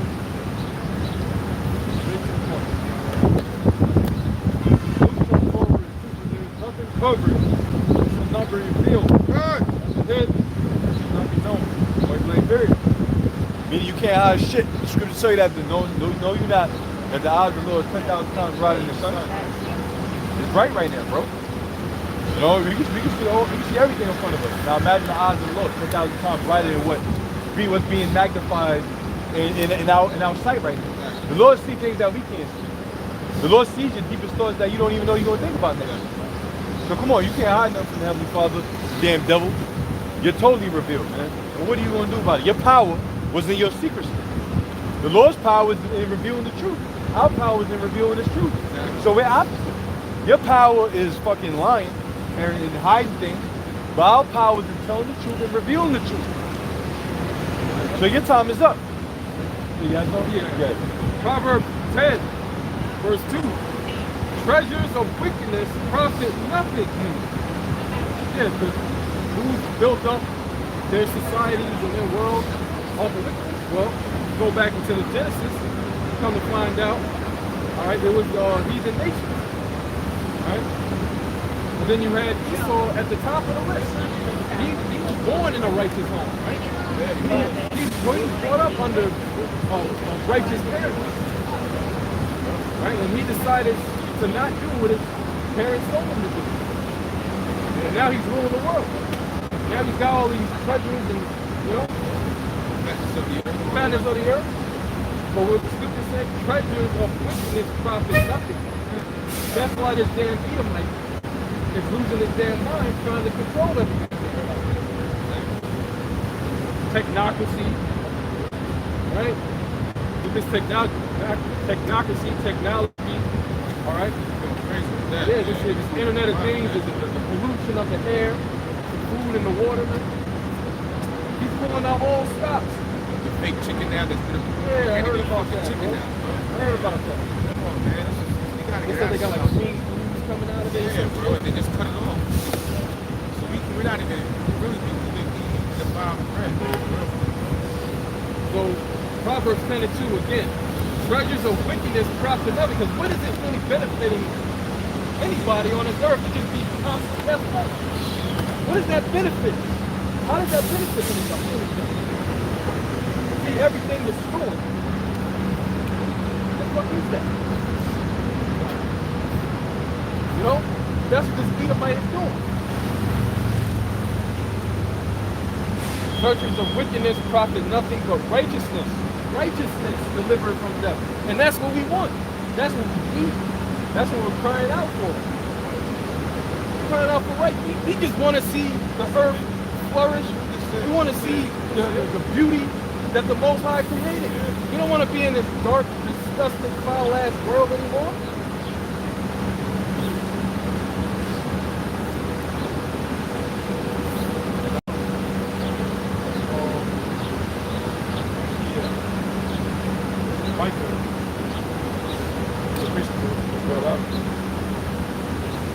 Micah chapter 2, verse 10. Arise ye and depart. Arise ye and depart. Arise, who is to arise and depart? You Israelites, so-called black flag and Native Americans. All right? You were to arise, what, out of your bed and go to work and look forward to America continuing? No. You're supposed to arise out of the darkness of this world. Cleanse your ways, like the Lord said. Cleanse your mind. Don't be double-minded. Be logical. Ask the Most High, pray to the Most High, His Son, His name, and His Son to give you spiritual abilities, man. So you can be able to navigate through this dark, wicked-ass, foul world, man. That's how you arise. Not that, oh, well, I give up. Might as well join the crowd. You might as well join them. Can't beat them. Well, that's what them sellout niggas did back and way before our time, before my time. That's what they've been did. That's what they're still doing. Hello, doing the same thing except expecting a different result. That's what Jay-Z did. That's what P. Diddy did. They saw that they couldn't beat, all right, this system, so they joined the system, and now they're what? Now they're the elite of the 2/3 club. Go on, man. Go ahead, It says, this is not your rest, because it is polluted. It shall destroy you, even with a sword destruction. That's what's getting ready to happen. This place is getting ready to see intercontinental wisdom. That's going to be the end result of wickedness. Fire, man. Because either way, people got to get purified. Our people, they're going to get right one way or the other. Might as well get right the first way around, man. Go through that fire now. Please believe you don't want to go through that fire later, man. Please believe that. So what? Go ahead. Micah chapter 2, verse 10. Arise ye and depart. This is not your rest, because it is polluted. It shall destroy you, even they sword destruction. Arise ye and depart. All right, get your mind out of this damn Babylonian gutter. That's all it is, the damn gutter. A cesspool of garbage, filth. If you want to stay there, you deserve to burn here. You want to stay in this garbage and live through this damn garbage day after day, week after week, dragging on in this damn this mundane, you know, mundane, worthless type of existence, you know? Like, there you go again, like a bunch of damn zombies. And you think everything is okay, hunky-dory. Complacency. You can't go, yeah, you can't go 2 or 3 hours without drinking or eating something. Greed, right? That's a big thing in this world. Right? Greed.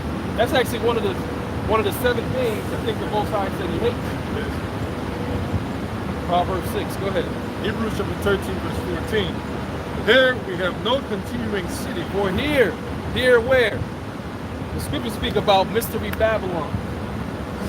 All right? And we happen to have been here for over God knows how long. But, you know, as far as we know, 400 plus years. But you know what I'm saying? Yeah. Jake always, the Native Americans were here thousands of years prior, who are Israelites. So, you know what I mean?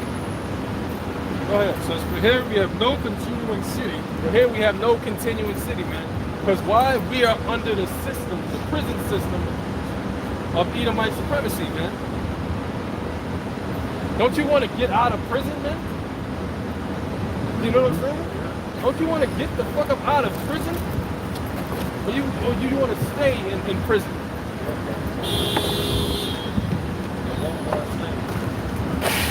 Israel observant was all born slave. Why is he spoiled? You can't read this scripture. Because niggas are complacent. Scripture says a gift is sure of the heart.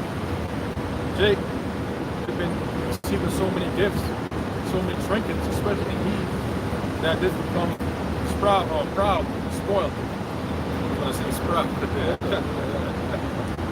Spoiled and proud. Spoiled and proud.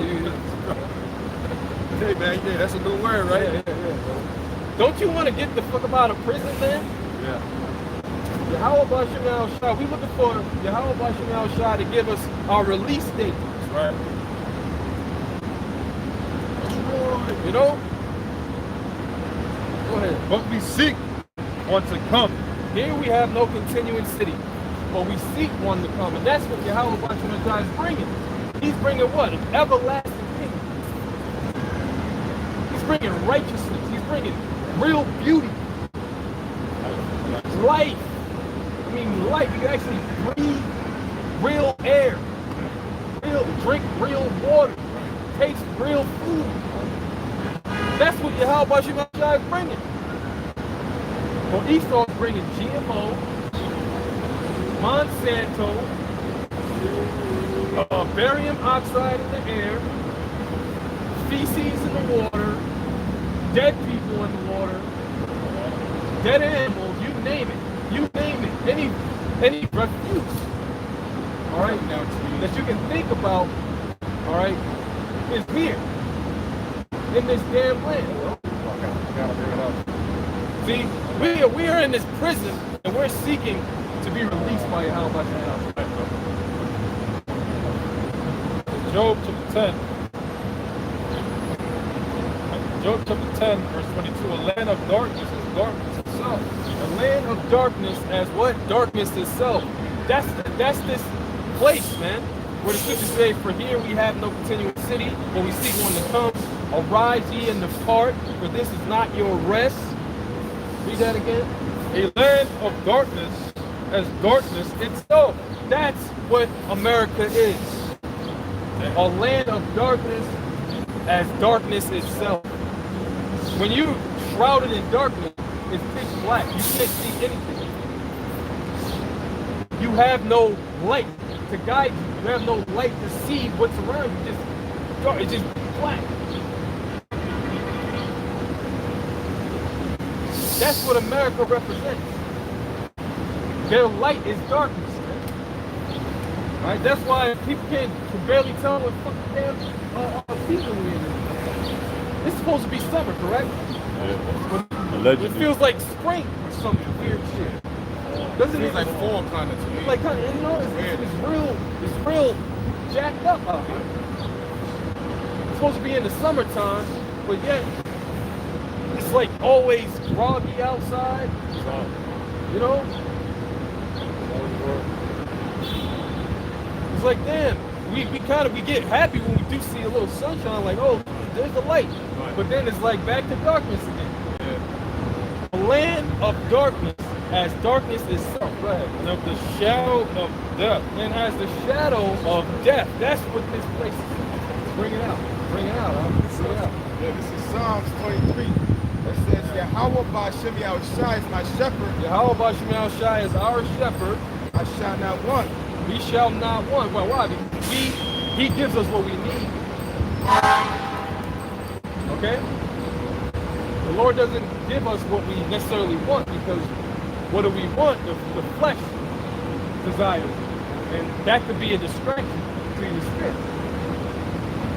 All right, of course, you balance yourself out. Of course. That's logic. Right? But when it says, I shall not want, you got to rely on the Lord for everything. Because we coming into the times of where, hey, we don't got faith with food. Okay? Go ahead. It says, He maketh me to lie down in green pastures, and leadeth me beside the still water. Oh, green pasture, that's like a beautiful, succulent, pleasant land. It's like you just lay down on the grass and you just feel that, you know, that beauty around you, like, oh, green pastures. And that's the actual movie. And then you said they got the Jake as the most high in the sun. Come on, man. You remember that video? Yeah. That movie? Green pastures. Angel. Yeah, the angels and all of that. You see? That's what we want. We want the green pastures, man, not this. Yeah, it says, He restoreth my soul. He leadeth me in the path of righteousness for His name's sake. Hey, brother, that's relatable on all levels, bro. Every last one of us can relate to that. All right? And it's like, yo, Lord, like, how much longer we gotta go through this? Then, you know, He shows you the light. Go this way. Just go this way and trust. Because you ain't getting out of this darkness without me. But yeah, though I walk through the valley of the shadow of death, I will fear no evil, for Thou art with me. Thy rod and Thy staff, they comfort me. Thou Now, who's got a question? Who's the rod and staff? You know the answer? The rod and staff? Who? The Lord, right? Right, because the scriptures say, a rod shall come out of Jesse, a branch shall sprout forth. Right, so it says the rod and staff. That's likened to protection. But when a man is protecting you, he got his weapon in play. He got the rod. He got the, you know what I'm saying, around you, like, you know what I'm saying? So you got the protection of Yahweh Ba'Shem Yahushua. That's all we need, man. What does the shepherd have? Staff. It's a shepherd. Right. And a shepherd at times will have a guard dog. That's why the scripture speaks about these false prophets being dumb dogs. It's not barking. They're islands. The dog is very faithful animal. When a dog is supposed to be barking, to alert its owner of the most danger in their body. It says, though I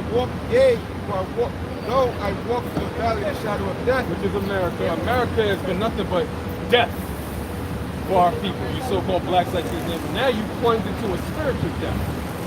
The Lord was constantly beckoning, getting your hand, come to me. Like a man that's calling his dog. Hey, right here. And these niggas, oh, hey, and then fucking do some wickedness, and then back to the bullshit. And then the Lord's like, yo, come to me. You know what I'm saying? I'm right here. I got joy and riches and pleasure that you can't even wrap your mind around. If you want to go ahead and do that, you want this there, bro? Oh, get that in Proverbs, y'all. Proverbs 1. When it says he steps out his hand and they pretty much it was a Lord's hand.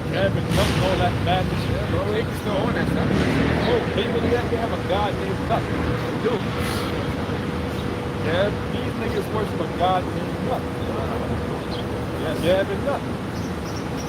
Hey, well, guess what, brother? Those Egyptian deities, and niggas was doing that. Niggas was doing that all the way before the time of the wilderness.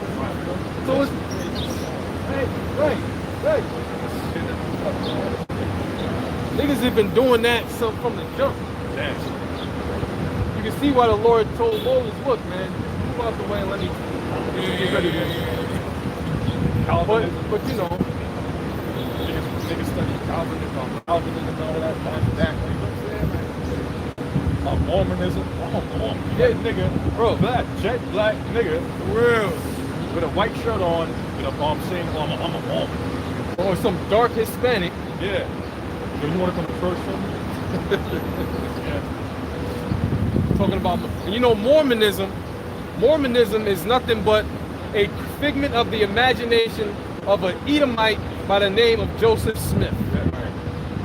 He was a damn Edomite witch, all right, that was dealing with demons, and he pretty much came up with that doctrine of Mormonism. All right, he called the Native Americans Lamanites. Yeah, But he knew they were Israelites, but he gave them a whole nother name, some demonic name that he got from God knows where. Yeah. And all Mormonism is just perpetuating Edomite supremacy over Jake. That's all it is. They say in the book that it's a curse to have dark, means that God cursed you if you were born with some kind of pigmentation in your skin. All right, and a host of other garbage and BS.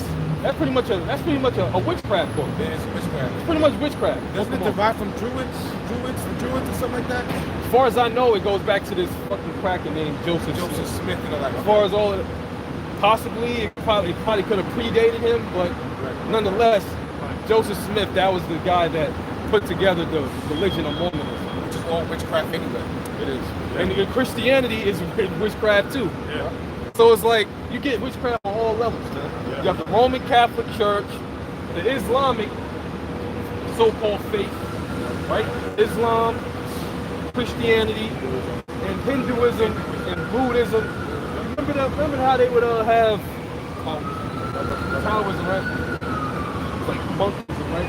Oh, then they have Scientology now. They got Scientology too. They have remember that they had like a design that they created, a hexagram, and inside of it is a circle, and it would say no exists. I'm not too sure that's That's pretty much the goal of Esau, the new world order. You want to incorporate all religions, all right, ideologies, belief systems, to make his system stronger. Because what? He controls all the natural resources of the earth. It's like a six-pointed star with a circle inside of it. Exactly. It says total twist. Yeah, they stopped, you know, they stopped showing it, but I always remembered that. I always remembered that demonic symbol. It was always 6 points. It wasn't a 5 heads or a regular star. Right. It was you know what I'm saying? See? The Roman Catholic Church, the Islamic so-called faith, which that all goes under Christianity, because the faith of Islam, that actually came from the Catholic Church. Fatima and Muhammad. The elder Thomas Gospel brought that out, broke it down. Detail. Real detail, yeah. The Islamic faith comes from pretty much the offshoot of the Roman Catholic.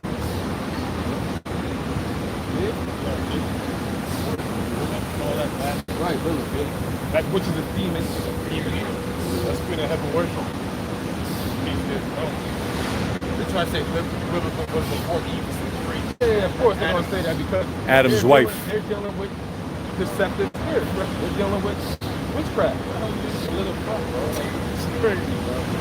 They got to be safe. Right. I got one more slide. Go ahead. This is Psalm 23:6.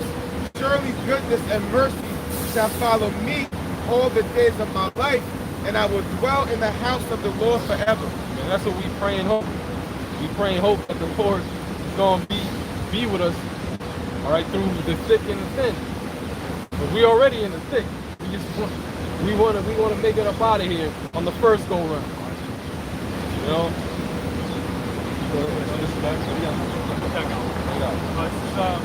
First Peter 1 and 13, it says, wherefore gird up the loins of your mind. Wherefore, we must gird up the loins of our mind. All right, it didn't say, get some damn the most expensive, durable combat boots you can find. Get the most, fucking hardcore fatigue pants. Fucking bug out bag.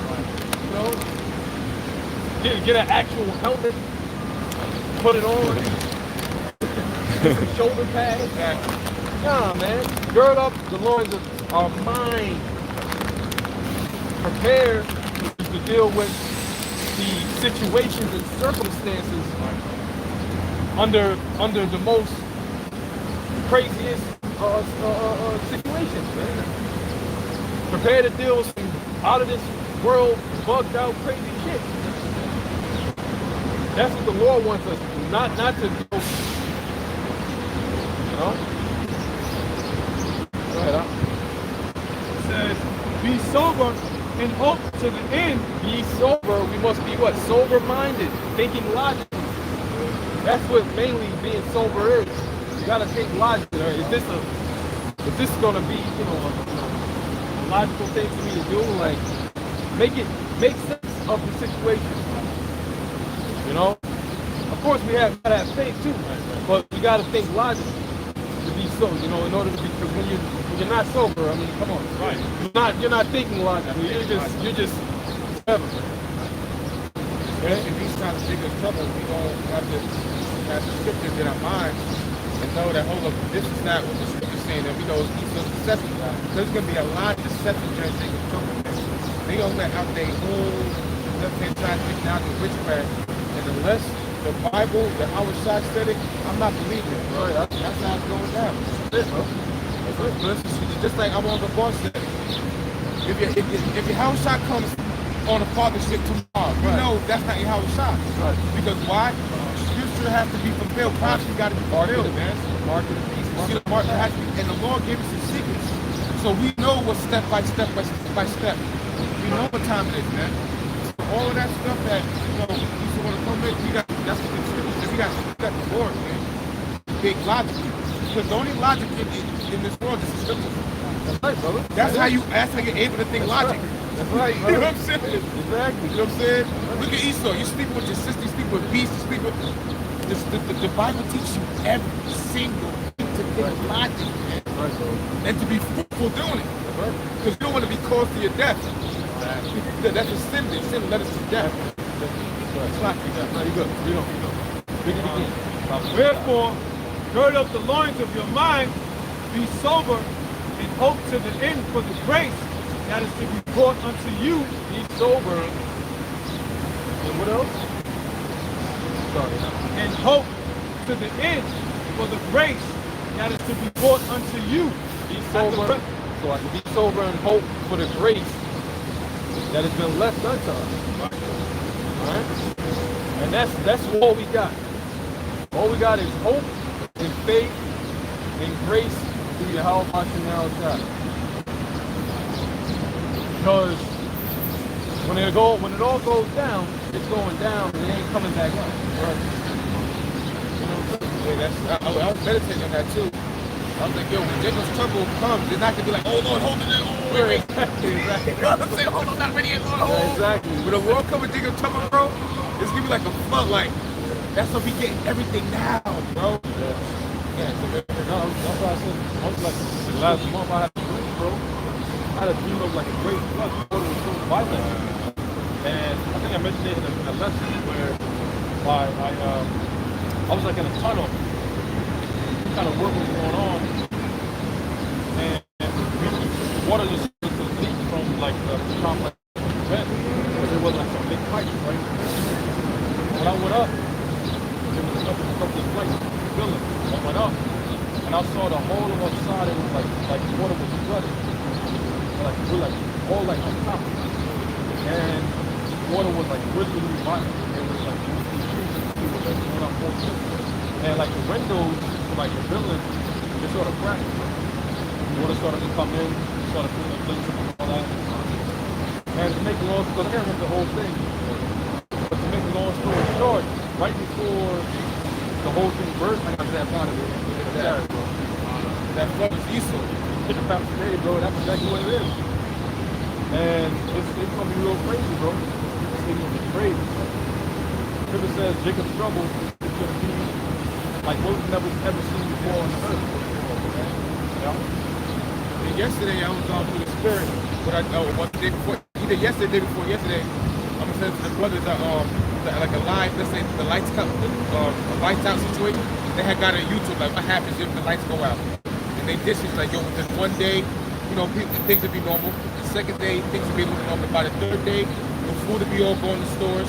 People are gonna start said like literally like biologically, people's gonna start losing your mind by day 3, bro. Not even a week yet. Biologically, you're gonna start losing your mind by day 3 because it's not gonna be no, you know what I'm saying? Yo, that's why the scriptures say this. You still reading that on? Yeah. Go ahead. I'll start from the top. Wherefore, gird up the loins of your mind, be sober, and hope to the end for the grace that is to be brought unto you at the revelation of Yahweh Shai HaMashiach. Hey man, that's what we waiting on. We waiting on the revelation of Yahweh Shai HaMashiach. All right, to return and claim what is his, which is the earth, you know, which is everything. You know what I'm saying? Not Esau, Edom. All right, the damn devil the Bible speaks of. The Lord's gonna reclaim what's his, and he's gonna take everything away from this damn Edomite that he stole, raped, robbed, and murdered for, man. In righteousness. All right? And Esau is going into righteous oppression. These other nations, these Hamites, these Japanese, these Chinese, these Arabs, they're going into righteous oppression under Yahweh Shai and his men. Which is what? Slavery, captivity, man. That's what's coming, all right, for the citizens of this world, man.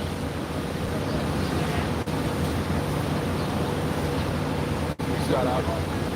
This is Amos chapter 9, verse 11. In that day will I raise up the tabernacle of David that is fallen, and close up the breach thereof. And I will raise up his ruins, and will build it as in the days of old, that they may possess the remnant of Edom. That they may possess the remnant of Edom. You know what it is to be possessed? It's to be owned, man. Like you so-called white people did unto our ancestors, our forefathers. All right? You didn't call our ancestors, man. You called them boys. You didn't call our mothers, all right, women. You called them girls.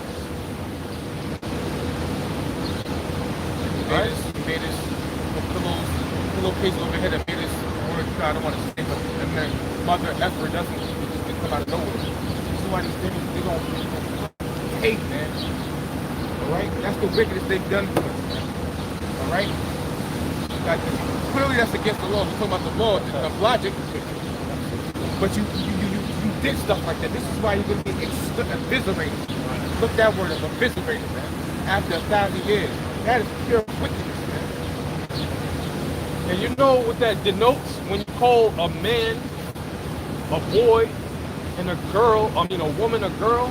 It psychologically tells them that they can't survive or do nothing on their own. That you gotta go to them for everything. You can't even think for yourself. If you have a thought, you come to me, boy. You come to me, girl. If you're thinking about something.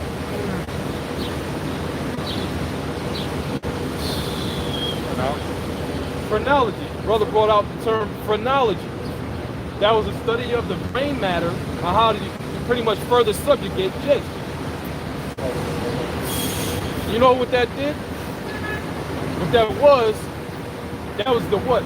Fulfill the prophecy in Jeremiah the 2nd chapter. Is Israel a homeborn slave? Why is he spoiled? Because the majority of our people are rebellious and they're not listening to the Most High. So the Most High put the spirit on the Edomite to do all of these heinous experiments. Alright? To our people. And now look at the effects that you have of it, man.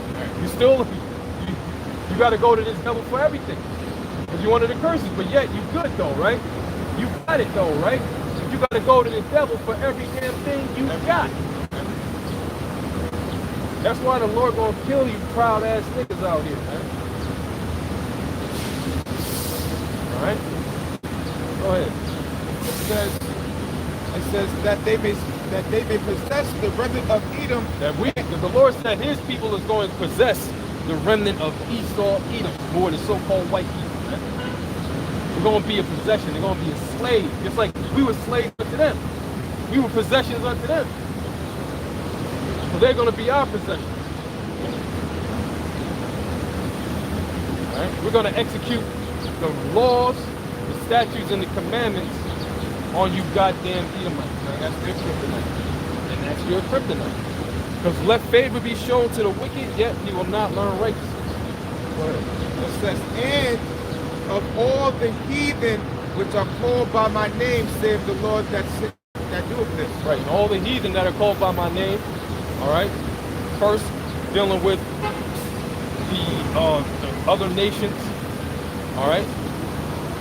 Because the Lord used the other nations to punish Israel as well. All right. So Esau and all the other nations, you're going to slavery, man. All right. You're going to get put to slavery, man. You fucking faggot. Right state of mind right there. He's in his right nature. Yeah, he is. He's going to get destroyed. Just gotta let him know. Spirit, felt the spirit. Yep. It says 10. It says 13. Stop it. Behold, the days come, saith the Lord, that the plowman shall overtake the reaper. Thank you, brother. The water. The plowman. Who's the plowman? The plowman is the laborer, the worker. Who had to work the fields of you goddamn Edomites? Don't worry, we won't wait. Alright? You know very good goddamn well who is a plowman to you so-called white people. We still plowmen. We still working, man. Still gotta fucking go and, hustle some damn crumbs up just to get by, man. In this goddamn cesspool, man. But it says it's gonna come to pass that the plowman is gonna overtake the reaper. You Edomites gonna get a taste of your own medicine. Right. Good. Talking about you so-called white people, you're Edomites. You ain't white, you're red. Goddamn liars. Read.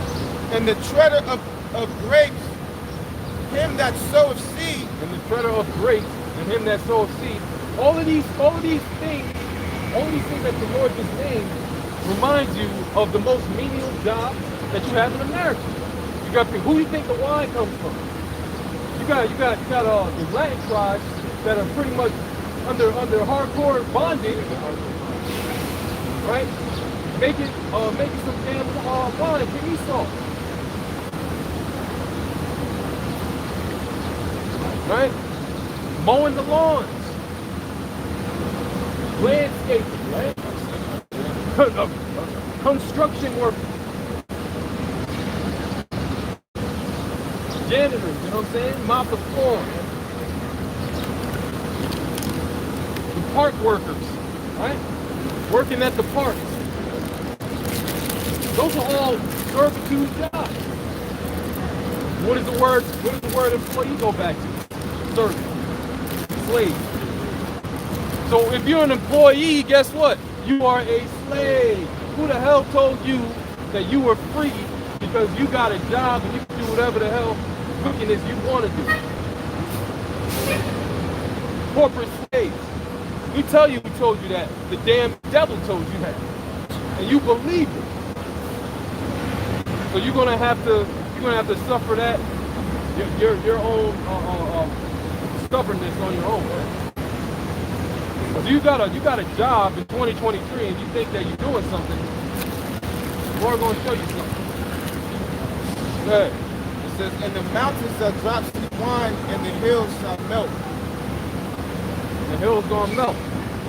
First dealing with all of this goddamn filth that's going on out there. People are just setting their mind to do evil. So they're destroying themselves. Go ahead, let them destroy themselves. They're already destroyed. It just has to be carried out. The final judgment has to be laid. They gotta burn or be tortured or whatever one the Lord sees fit. What?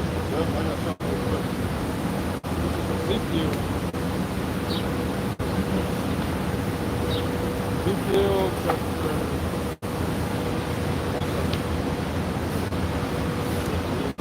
Because at the end of the day, a lot of judgment is getting ready to happen. Really, judgment already started. Because when that mandatory vaccine, okay, 90% of these people took it, man, and we still waiting on the effects of that. They said by the third year or something like that, like a couple years, you can start seeing the effects of that damn jab, man. Yeah.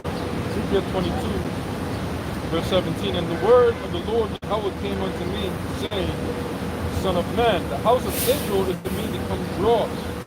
All they are brass and tin and iron and lead in the midst of the furnace. They are even and dross and silver. Oh, you want that or?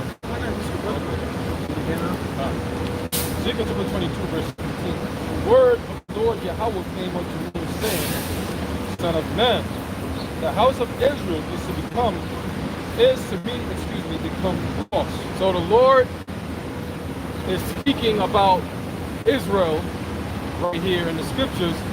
He's been observing Israel, so-called blacks, Latinos, and Native Americans, and all throughout their generations. Matter of fact, when the Most High saw you in the wilderness, you know, the Lord saw everything you niggas was doing, and this is his conclusion. It says, the house of Israel is to me. The house of Israel is to me Become dross. become dross. What is dross? Go ahead, Oscar. Word dross, it means something regarded as worthless. Something regarded as worthless. Rubbish. Rubbish. Yeah, that's a good word. Rubbish. You know what rubbish is? Trash. That's what rubbish is. Garbage. Refuse. Okay? So it says, the Lord said, 2/3 of you Negroes, Latinos, Native Americans are becoming to him as worthless. Rubbish. Go ahead. All they are brass. All of you are brass, meaning brass is very, very hard. You hard-headed, brass-headed niggas. Your head is so hard, you hit the nigga upside the head. Nigga still don't hit. You hit a nigga upside the head with a sledgehammer. Still. Nigga still.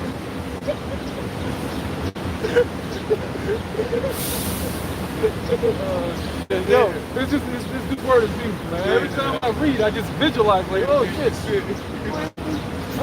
The hard-headed ass nigga hit him in the head with a goddamn sledgehammer. Still don't get it, bro.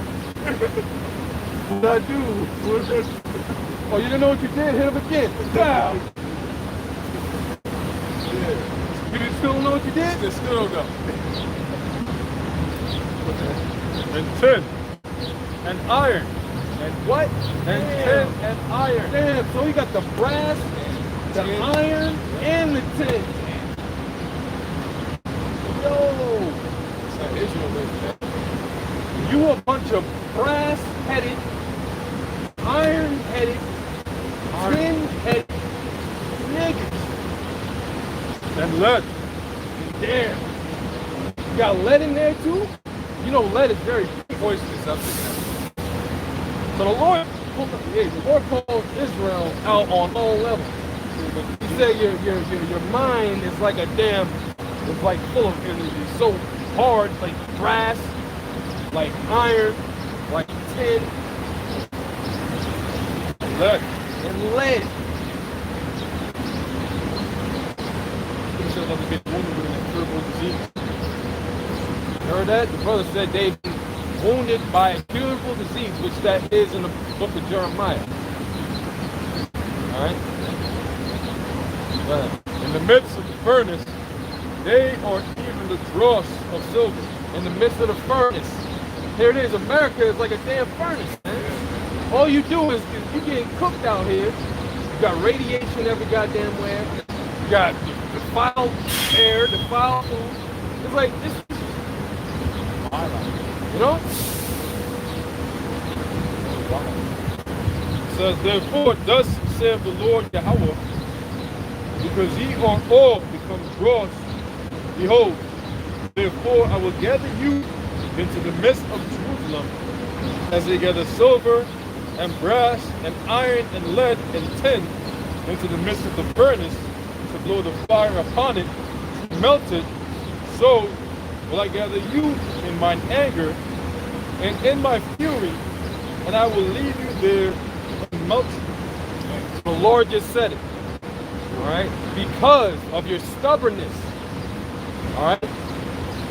I'm going to leave you in this furnace that you've been getting your ass kicked day in and day out, generation after generation. I'm going to leave you here and melt you. He's going to burn you up. And then get Isaiah the first chapter. He says, go down the scripture. I can put that in my mind. Exodus chapter 22, verse 24. And my wrath shall wax hot. And my wrath shall wax hot. Now, this is dealing with the Israelites at first, but that the wilderness came and it went already. Now we're here in Babylon the Great, where it's ruled by Esau and Edom, and all of these other nations that have roughshod over us, man. Okay? See? So now after all of this time of being oppressed, mistreated, all right, by these damn Edomites, okay, and these other nations, okay, read that again. And my wrath shall wax hot, and I will kill you with the sword. So the Lord said his wrath, he's been seeing everything that's been going on with Israel, with Esau, and the other nations. So it's coming to a time where his wrath is going to wax hot, and he's going to what? Kill you. He's going to what? Kill you. He's going to kill. The Lord is coming back to kill. The Lord said that what? I think not that I am come to send peace on earth. I came not to send peace, but a sword, man. That's out of our Lord's mouth. And there's no peace unto the wicked, man. We just read it in the scriptures all through time and time again. Treasures for wickedness profit nothing. So that's what the so-called white man has built up after all of this time. Now he's got the whole earth, the whole world dancing to his tune, right? Dancing to his witchcraft-filled folly, madness. Got everybody doing what pretty much he says they can do, but he's making them do it because he doesn't want to see righteousness. You know, tomorrow is supposed to be a high-level witchcraft day. So, what does the scripture say about that? Surely there is no enchantment against Jacob. We're not going to be enchanted, all right, by this garbage. Oh yeah, we have to deal with it, but we're not going to be enchanted by it like, oh, let's go to the damn parade.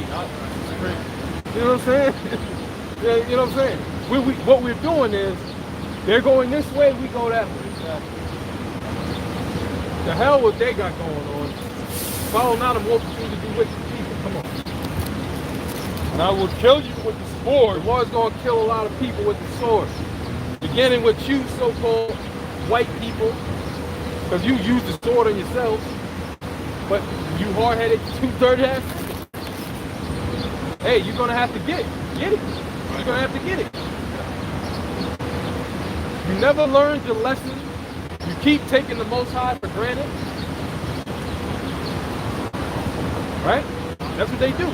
Our people, the scriptures say that our people have an affinity to abuse the Most High's ways, right? Like the law of sacrifice, right? When Israel, what the Most High did was, all right, you went off, get that lamb, get that ram, that turtle dove, or and sacrifice it to me, and I'll forgive you. Just don't do it again. Jay kept doing it. That's, you know what I'm saying? Let's really think about the past. This is why people are the way that they're in, bro. Because they do this, they take the Most High for like he a sucker or something. It was actually like saving sacrifices. They was like, well, you know what? I'm gonna sit next to you. So let me go get this extra lamb, the extra goat. Yeah, that's how bad it got. So he wasn't really like remorselful for your sin. He said, well, fuck it, I'm a nigga, so I still gotta follow law, but break. Like, think about how Jake was thinking. Yeah, bro. That's what I'm taking in my head. That's the spirit, huh? That's the spirit. That's right, huh? This is the spirit. It's a huge. See? In the Lord's ways. See? While they had to get liberty. While they had to. You got it. No, you got it. Go ahead. Yeah, so I'm going to read on to you. It says, and I will kill you with the sword. I will kill you with the sword. That's what the Lord says. The Lord is going to kill people. It says it right here in the scriptures. The Lord's going to kill people, man. But these people on this damn love trip. Shot. These people are so goddamn, what do you call that word, man? Not naive, bro. It's another word for it. You know what I'm saying? But with the mental, you say that the way their mentality is, it's like they're enabling shit that they don't have to let. They're enabling shit that shouldn't be able. Willingly ignorant. That's a good one. Perverse. Perverse. That's another good one. You know?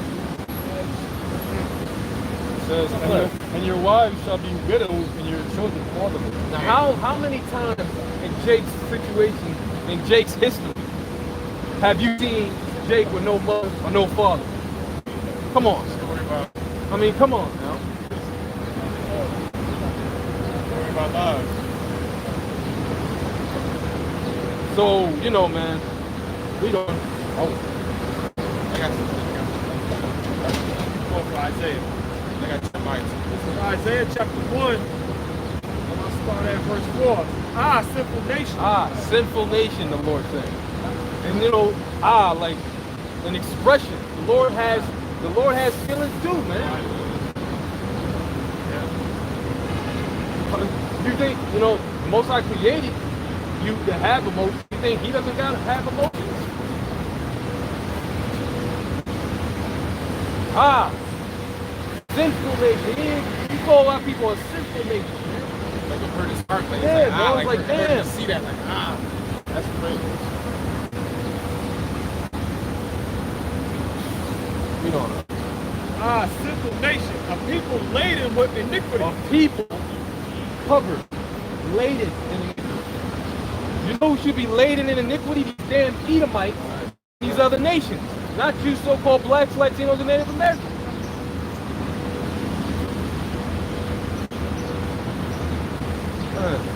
A seed of evildoers. A seed of evildoers.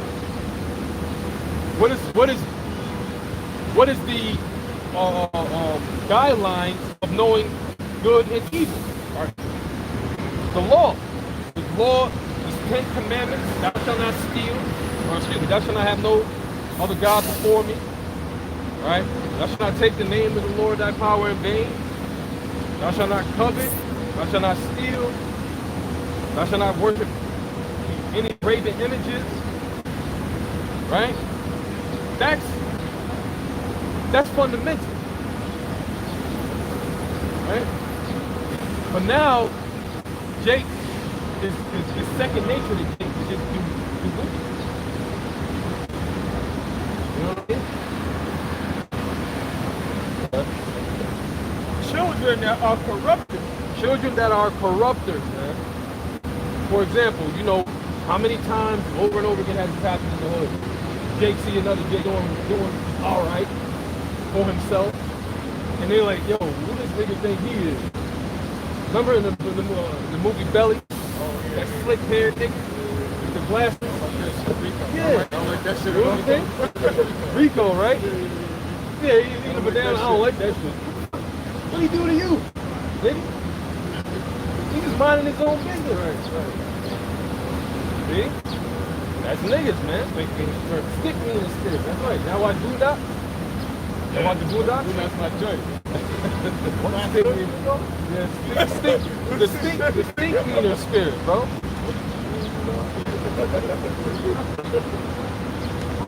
Can't be doing that. Can't do right. Them shits. You see, that's what the Lord said, man. That's what the Lord said. But They have forsaken the Lord, Yahweh Shem Shai. They have provoked the Holy One of Israel to anger. They you got a question, man? You got a question? You got a question? Go ahead. They have provoked the Holy One of Israel to anger. They have provoked the Holy One of Israel to anger. That's what you niggas did. You provoked the Most High and His Son to anger on your ass. And you wonder why you out here through. You did it to yourself. You out here through because of you. You niggas knew better, but you didn't do better.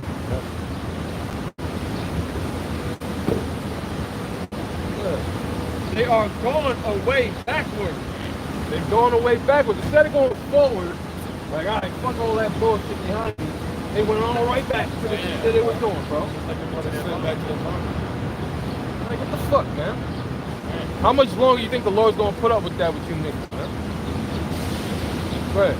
Verse 5. Why should ye be stricken anymore? Why should you be stricken anymore? How many times is the same shit gotta keep happening to you by these Edomites and these other nations and even your own wicked ass people for you to get the point? Hey, there was a song Motor Technique made years ago, and the beginning of it says, open your eyes before you die. You know what I'm saying? It's like a little jingle before the song came on. Niggas don't want to open their eyes, man. Just look. Look around you. What do you see? You see a bunch of confusion. Well, wake up and smell the so-called coffee, man. You're in a world of shit.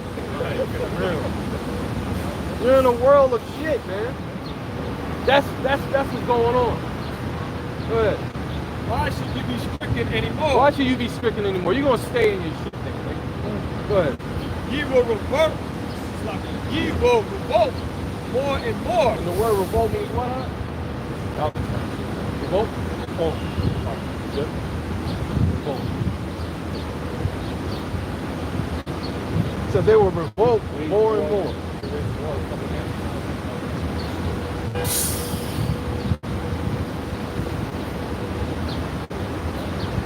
Revolt, to renounce allegiance or subjection. So the Lord said, how long will you be stricken? How much longer may you be stricken? You will revolt more and more. To revolt is to what? It says, to renounce allegiance or subjection. To renounce. You know what you do when you renounce something? You pretty much cast it away from you. You know what I'm saying? You cast that thing away from you. Alright? Instead of doing better by that entity, you say, no, I don't want that no more. I don't want that no more. Even when you go to the announcement, like you make a company. Because once you announcement, you say, oh, I'm gonna do this. And then now once you don't do it, now we know what fuck. I ain't doing that shit. Right. So you back when it gets the contract. Yeah, I remember revolt means cast off allegiance. The word allegiance means Loyalty of a liege man to his lord. Yeah. Loyalty of a liege man to his lord. A liege man, L-I-E-G-E. I'll look that up real quick. That's the thing Jake don't understand. We belong to the Lord, man.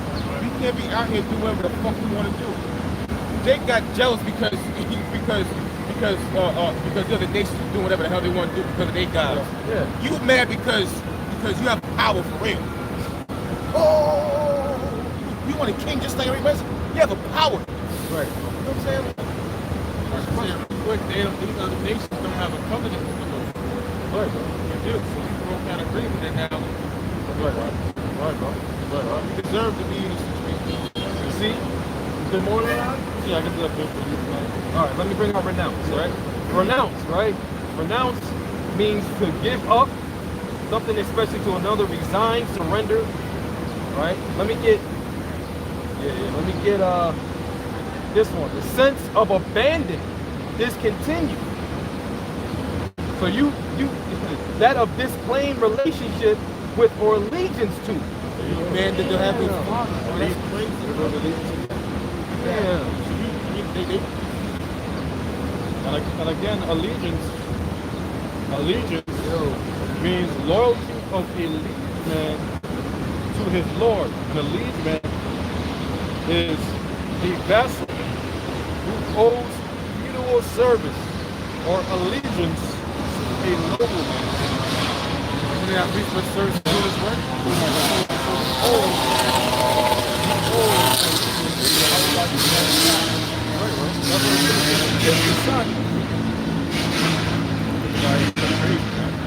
Kiss the son means to be angry.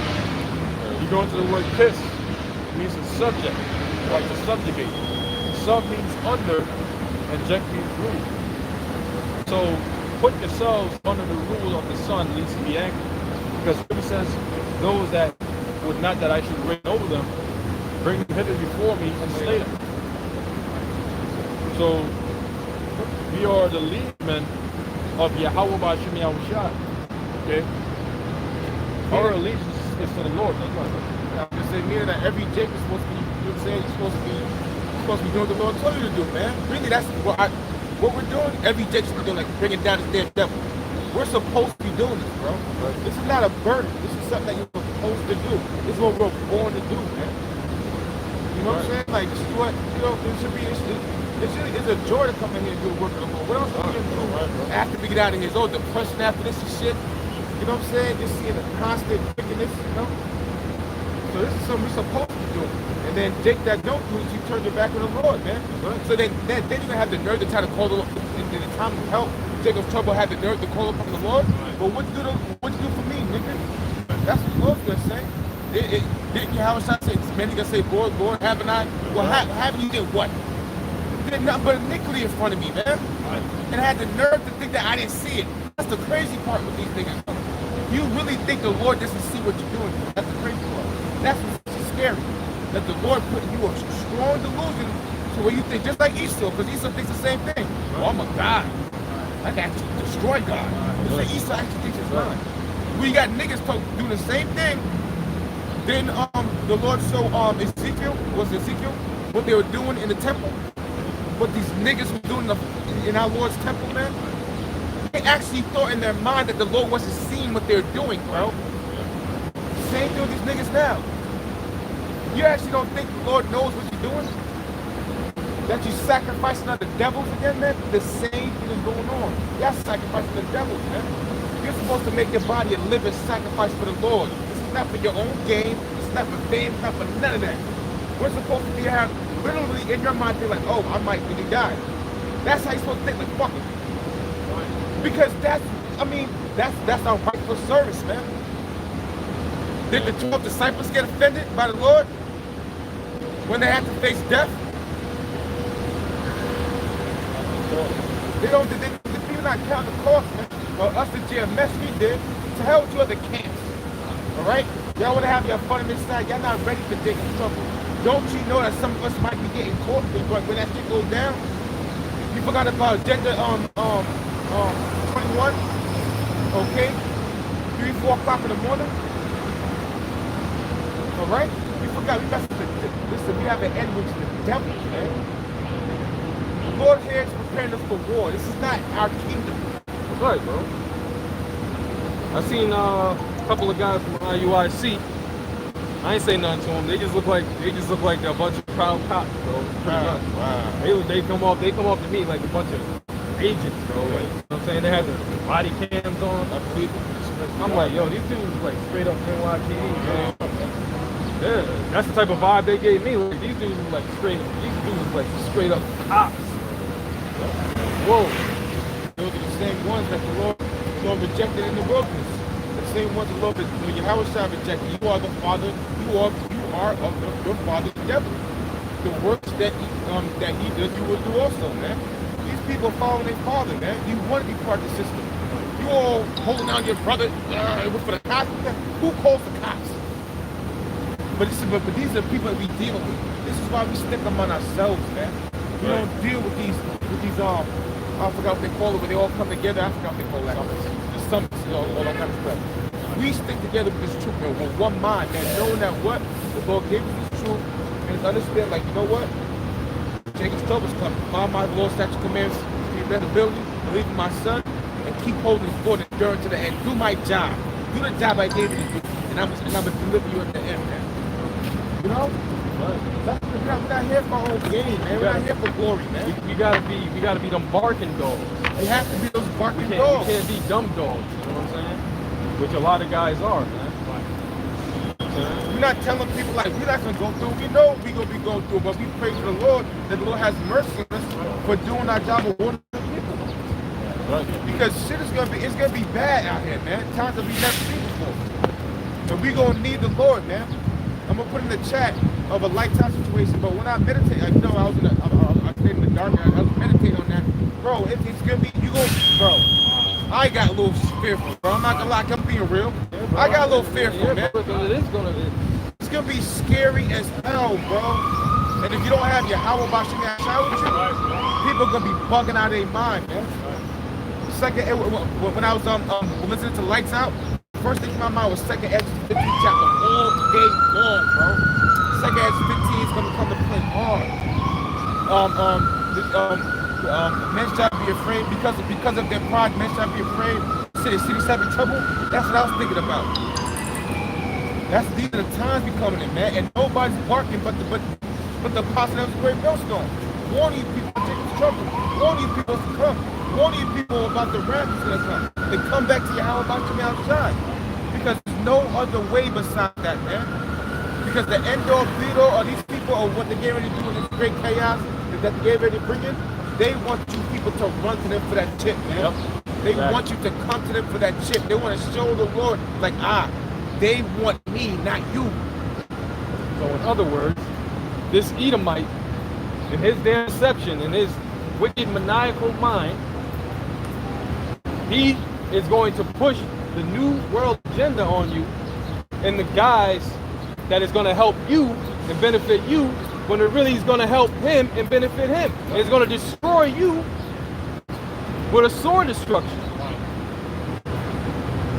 It's going to have him cracking up, drinking the best wine, eating the best food, saying, see, we got them niggas.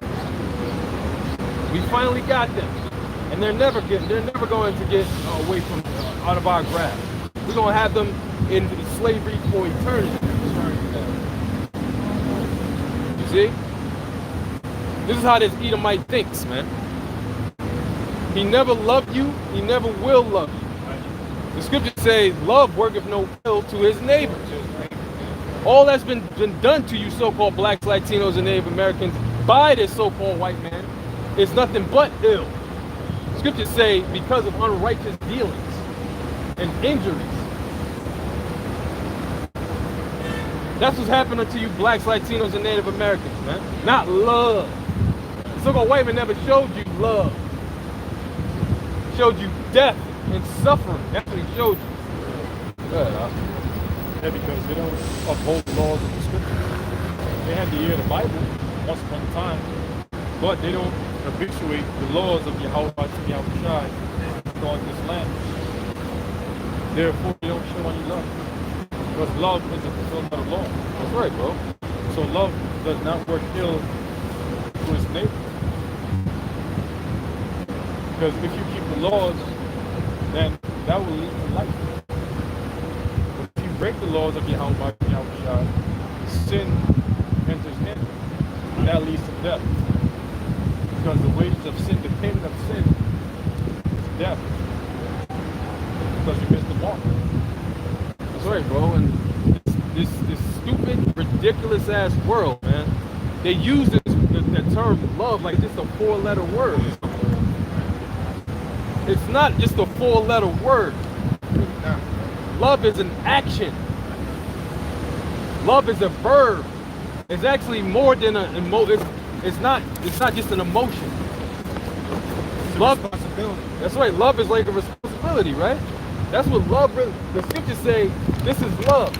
That we what? Keep His commandments. Of course, we're not gonna have it perfect, but that's what the Lord's definition of His love is. Listening to Him. That's it.